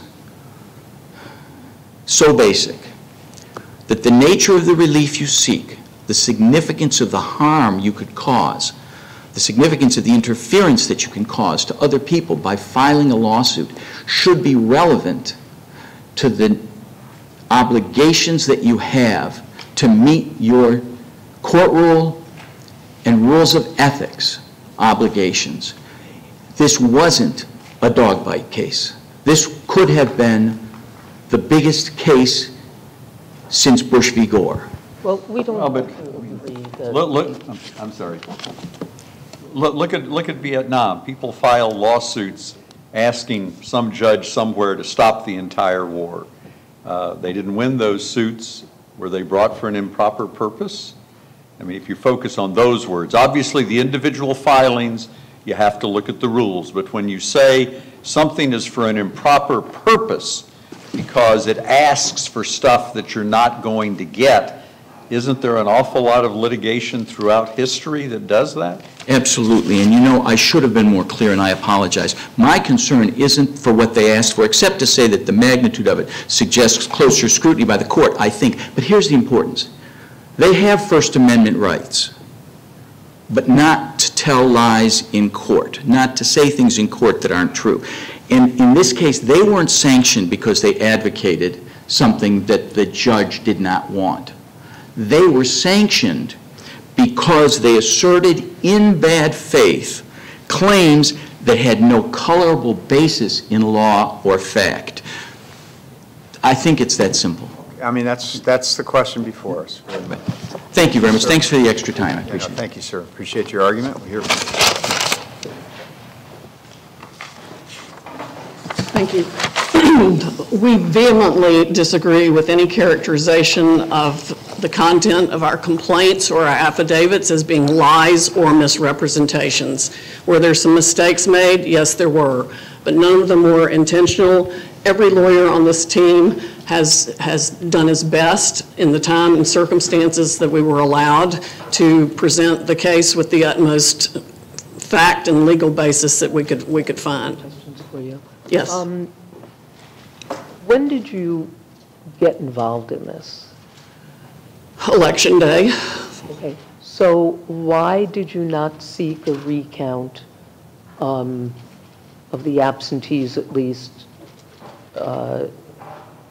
within the time allotted by law? That was not part of what our clients wanted us to do. We represented the electors who wanted to raise the issues of fraud, the massive fraud of which we have substantial documentation in expert affidavits by PhDs from Yale and Stanford and Princeton that I can't begin to understand. And that's one of the most important points here that gives us a reasonable basis for filing this lawsuit.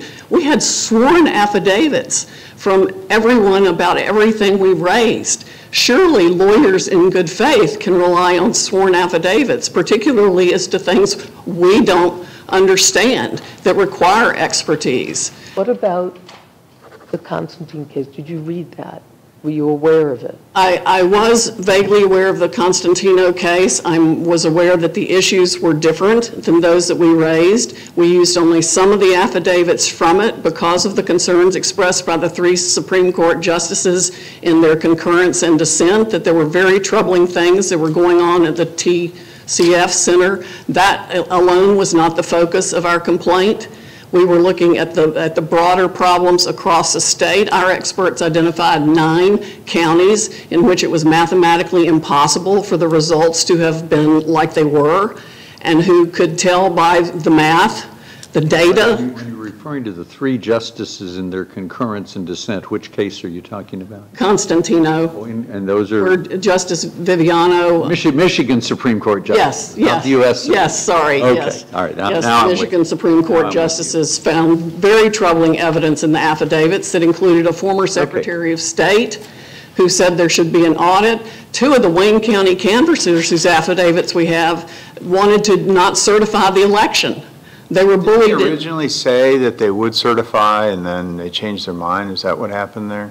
There was they actually, I think, voted not to certify to begin with, and they changed their mind after being harangued for hours publicly at a meeting that was not adjourned even for dinner, changed their minds and voted to certify, but they did it with the understanding that they would be getting an audit from the Secretary of State, a real audit of what happened in the Michigan election, and then the Secretary of State reneged on that after they changed their votes. That's all in their affidavits, which are in record too.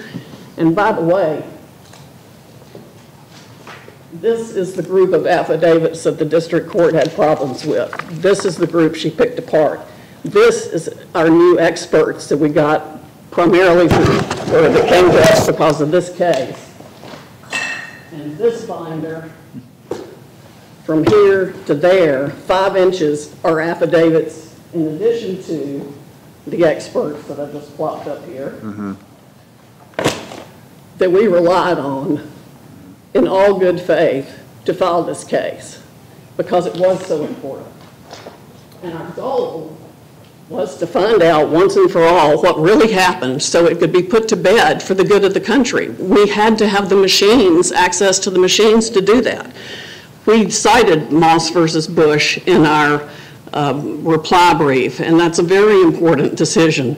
The claims we made here are actually the ones made by the Democrats in Moss versus Bush in 2004.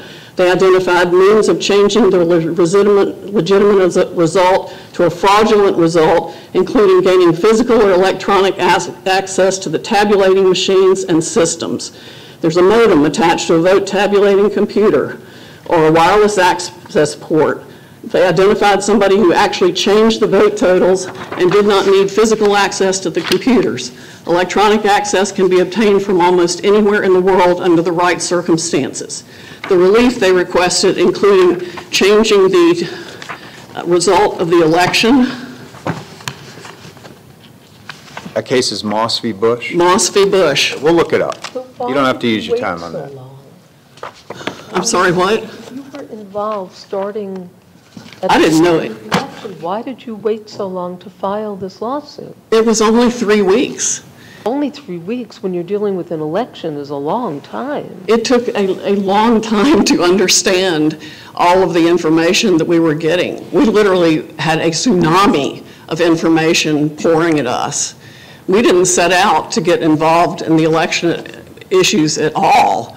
I just happened to be in the wrong place at the wrong time and realized what I was seeing was mathematically impossible.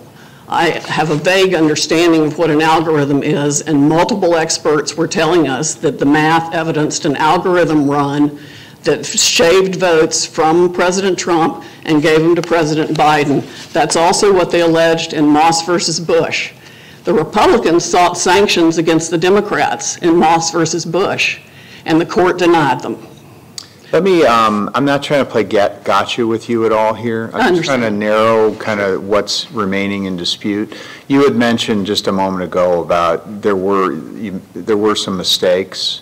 I mean, can you tell me what those were so that I just know what's disputed at this point and what isn't? I'm not trying to sort of play gotcha. Well, the judge made a big deal out of there being an error in the 305th Military, right. Josh Merritt's affidavit. Right. That came to us through another lawyer, not one on my team. Mm-hmm. And apparently he served at the 305th. He was stationed at Oaxaca. Right, he got washed out after 5 months or so. All that's done. I don't even know that that's true. I have seen a military record that tells me he was there and he did what they say he does. He also does stuff that is classified and he can't talk about. So it's still not real clear exactly how that is wrong, other than he doesn't have certification. We understand that. So is there anything else? As I stand here right now, I'm trying to think. She was upset about some people explaining things based on hearsay, but again, you know, there's a very minor number of affidavits that she even criticized. Our primary experts were never rebutted by in the response to the TRO or any other place. Okay. They weren't even challenged. We never got an evidentiary hearing. We offered at the sanctions hearing to bring witnesses, including Mr. Merritt, to testify exactly what the truth was and how the mistake came about in his affidavit. And she did not allow us to do that. Let me ask you about a couple of these apparent mismatches and regarding what the complaint says and what the cited affidavit says. Yes, I'm not sure I'm tracking with what that is. Okay, right. So let me just, these were some, I think, that the district court did flag. So in paragraph 84 of the complaint, it says that perhaps the most probative evidence of, like, you know, big dumps of ballots happening, I think, at the TCF Center was the Carone affidavit, and you probably recall, she's the one who says there were 2 vans that pulled in and they were apparently bringing food. I never saw any food coming out of them. Coincidentally, it was announced on the news that Michigan had discovered over 100,000 more ballots not even 2 hours after the last van left. And the complaint citing that affidavit says she witnessed this illegal vote dump.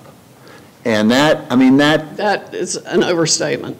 okay. I mean, what happened there? Was it just something, well, I'll let you answer. Someone drew an inference that I don't think they should have drawn and overstated it. Well, how did it get into the complaint? Well, it got into the complaint because there were 3 or 4 of us who were working 20-plus hours a day, and we filed Georgia the same day we filed in Michigan. In the Georgia case, we got a TRO to hold the machines for a while, and we filed Michigan at midnight that same night. And we then filed Arizona and Wisconsin within 3 or 4 days of that. To say we were working around the clock is an understatement. That is one of the things that is taken into account in Rule 11 when the court objectively reviews the reasonableness of the whole situation. Could you have withdrawn some of those parts of the complaint during the safe harbor period? If we say, okay, you know, Mr. Fink, you got us on A, B, C, and D, and we withdraw those, but the rest of it is? Well, he didn't identify any of those things on December 15th when he sent the letter. No specifics were identified until he filed the brief that the rule requires to be filed with the motion on January 5th, I think it was. I may have my dates wrong. But anyway, we didn't know the specifics. The specifics weren't identified until the last day of the safe harbor period? No, they weren't identified in his December 15th notice. More things were. January 5th, that's 21 days later. More things were identified, whatever the date was, and I'm drawing a blank on that he filed his actual Rule 11 motion and brief. You're saying that the document that was terribly specific that he referred to, that he said his son drafted. That was not specific at all. It was the motion. Oh, it was a form, essentially a form motion that tracked the language of Rule 11. Okay, is that? That was the December 15th filing, or December 15th email look up motion. when the specifics were filed, but are you saying it was a long time in the future or just the next day? No, it was several weeks later that he filed the motion and the brief. Is that what the judge is referring to? At pages 17, 18 is where I'm reading it from the opinion, goes through all of these Constantino issues and goes through the Ramsland issue and the William Briggs. Ramsland made mistakes in his original affidavit that he got data. I understand that. I'm talking about what Mr. Fink said. We can look it up presumably, but you're saying there's some period of time between December 15th, which you say is a form motion, form safe harbor letter, and the specifics which came some point later. Is that correct? The form letter was sent on December 15th. I understand. I'm trying to find out when. The actual filing was several weeks later. I think it was January 5th. All right, we can look it up. Or close. And you're referring right now to the motion to dismiss. No, I'm referring to the motion for sanctions, disbarment, referral, Okay. elimination from the face of the earth, anything that falls into the category of removing me from the practice of law, along with my compatriots, most of whom have never even had a whisper of a grievance filed against them. In re Rubin requires that only a signer or submitter can be held responsible under Rule 11, according to this court's decision in Rents and in re Rubin. It requires parsing to the specific people. I agree with my counsel that appeared before. Ms. Newman should not be sanctioned under Rule 11. Ms. Gentilla should not be. There is no basis for that, and neither should Mr. Wood. Frankly, the reason Ms. Gentilla said that I should not be sanctioned, I was not a signer, is because there's an asterisk by my name that says I'm appearing pro hoc vice. Although at the hearing, I wanted to make clear that I accept responsibility for it. If anybody was the driving force behind this lawsuit, it was me. I appreciate your candor. Yes. And can I ask you, well, you finish your sentence. Okay. I want to ask you a couple more specific things. we did it because of the importance of the issue. Rule 11 requires a balancing between proper conduct of the lawyer and the ability to advocate zealously for your client. So many people saw so much wrong with this election, including from what happened election night with the count stopping in an unprecedented way across the country. People were very concerned. It was the hallmark of the kind of computer fraud we have come to learn a lot more about, and that actually was reflected in Moss versus Bush also in 2004. We didn't even find the Moss versus Bush information until the last 3 or 4 months. It was pretty well buried. But it tracks exactly with what we were talking about. Question? Sure. I mean, to be candid, the first 6 or so paragraphs are really some of the most provocative in this complaint. And I mean, for example, paragraph 2 says this fraud, the massive election fraud, was executed through a wide-ranging interstate and international collaboration involving multiple public and private actors, and it talked about ballot stuffing for the internet age, amplified and rendered virtually invisible by computer software created and run by domestic and foreign actors for that very purpose. And then, as you probably recall, in paragraph 6, we get into how the Smartmatic software was contrived through a criminal conspiracy to manipulate Venezuelan elections in favor of dictator Hugo Chavez. I mean, that's provocative, you know, bold stuff. And then looking to the affidavit in support, it's that the affidavit about the Chavez software, so to speak, is talking about Smartmatic software, not Dominion software. And so can you explain that mismatch to me? Because we don't have Smartmatic machines, we have Dominion. And so why, and I gather all this international stuff is relating to Hugo Chavez and the Maduro. Chinese and Iran thing in one of those guys. Ramsland, but also Josh Merritt. So why is an affidavit about the Venezuelans using Smartmatic software support for the idea that there's that Michigan is using voting machines that kind of are, Hugo Chavez? Arrived. Exactly. Well, that's actually, in terms of the evidence we've been accumulating, including the affidavit of the Venezuelan who also testified at length, and we have video of his testimony, so we evaluated his credibility. He was a high-ranking military officer at Mr. Chavez's right hand. Right, I don't doubt that there's election fraud in Venezuela, but that affidavit seems to be about Smartmatic, whereas Michigan has Dominion machines. And so what am I missing? It seems like you're... Go ahead. He also says in his affidavit that the two systems are essentially identical. And one of the things that triggered him coming forward was the stopping of the vote count on election night. That's one of the hallmarks of the way this has worked when it happened in the Philippines, when it happened in Venezuela, when it happened in the Dominican Republic and other places.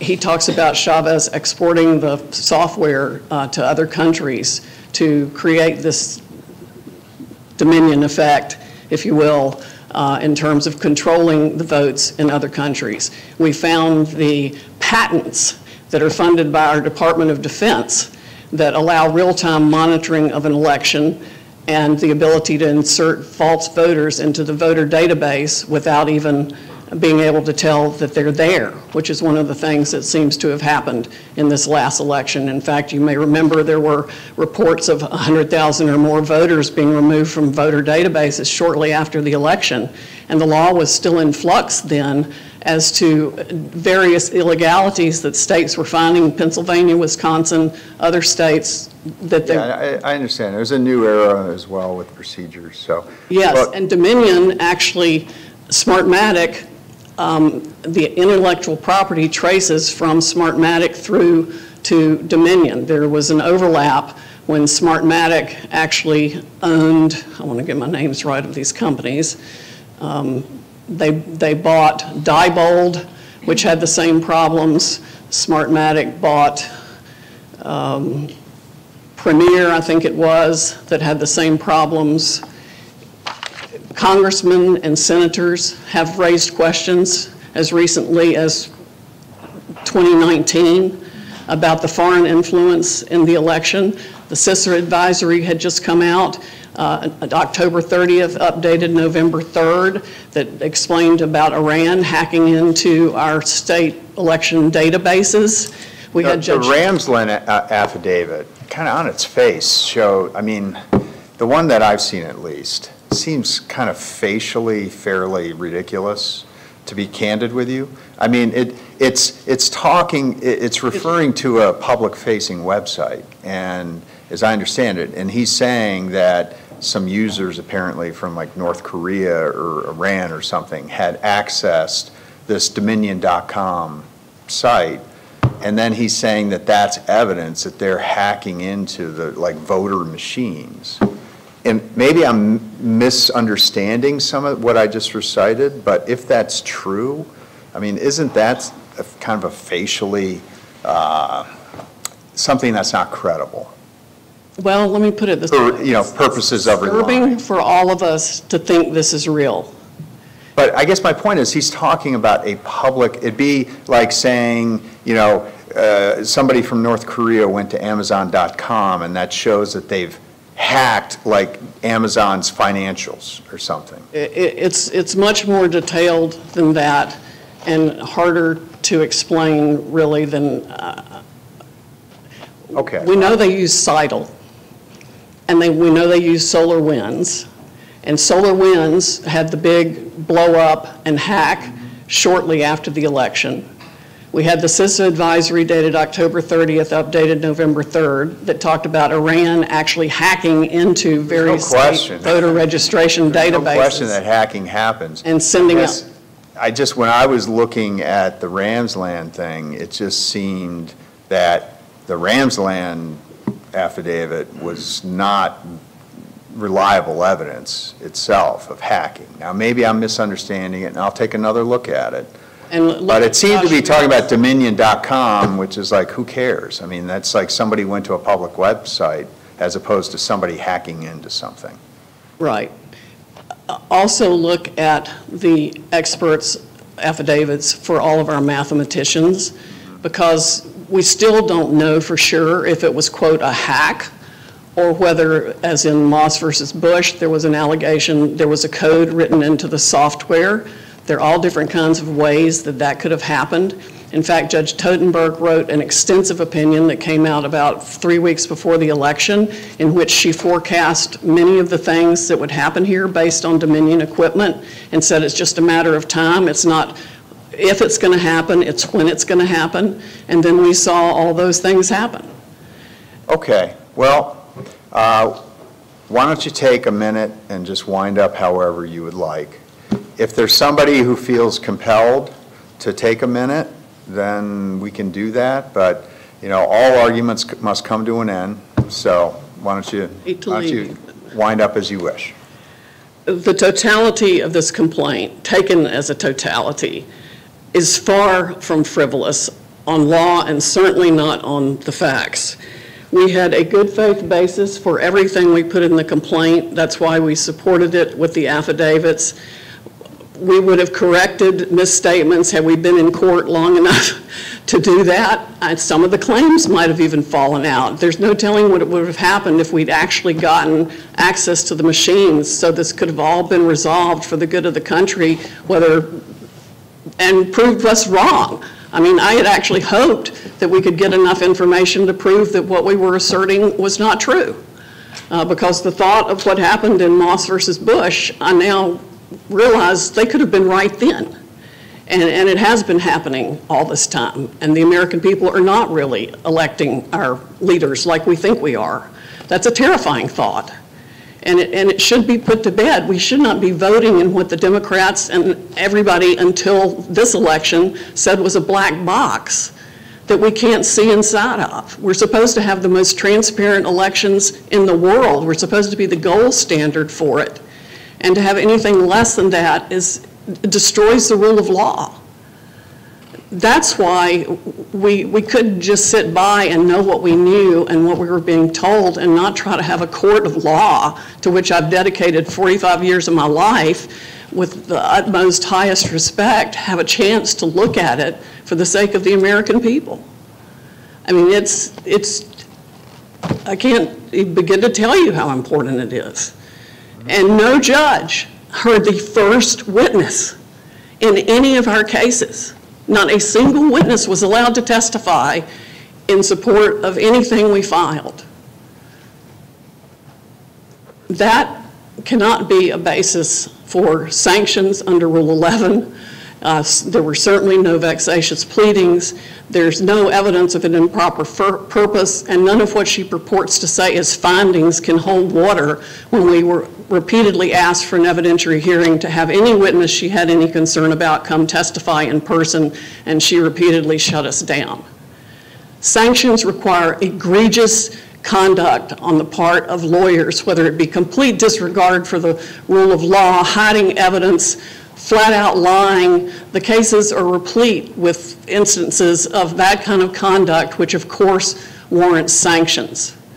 But if lawyers can't rely even on sworn affidavits to file a complaint that is drafted under the most onerous circumstances in something as important. I mean, Moss versus Bush also says you're supposed to consider the time crunch that we were under with the pressures of the election and the massive amount of information that was flowing on us. None of that is conduct that warrants sanctions. Okay. Thank you, ma'am. Thank you. Thank you all very much. You guys okay? Thank you. I did want to address very briefly. Okay. Thank you. Again, for the record, Paul Staplin appearing on behalf of Mr. Wood. When the city was given the opportunity to discuss Mr. Wood, the city brought up the fact that he had stated that he didn't have notice of the Rule 11. We litigated that in the lower court. That is not part of the issues that I filed. It's not before you, that issue. So I just wanted the record to be clear. All right, thank you, sir. Thank you. We're done, Mr. Fink. Otherwise, we got to start all over again.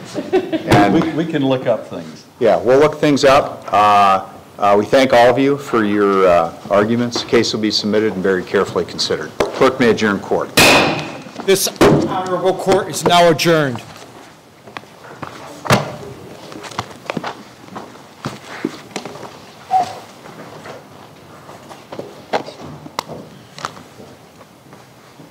Oops, I'm sorry. Okay. You got that?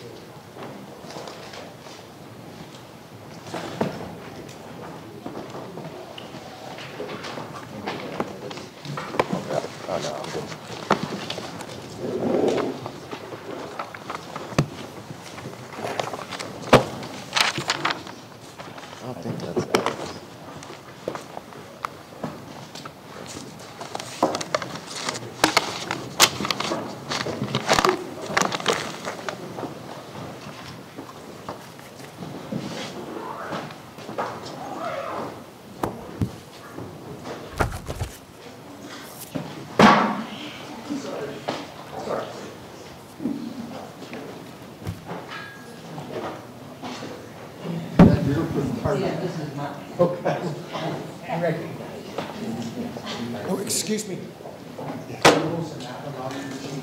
Oh, I'm sorry.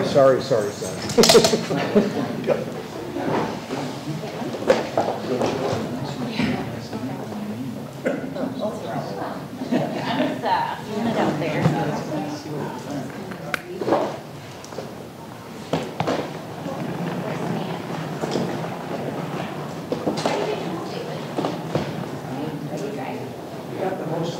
Most words in the subject.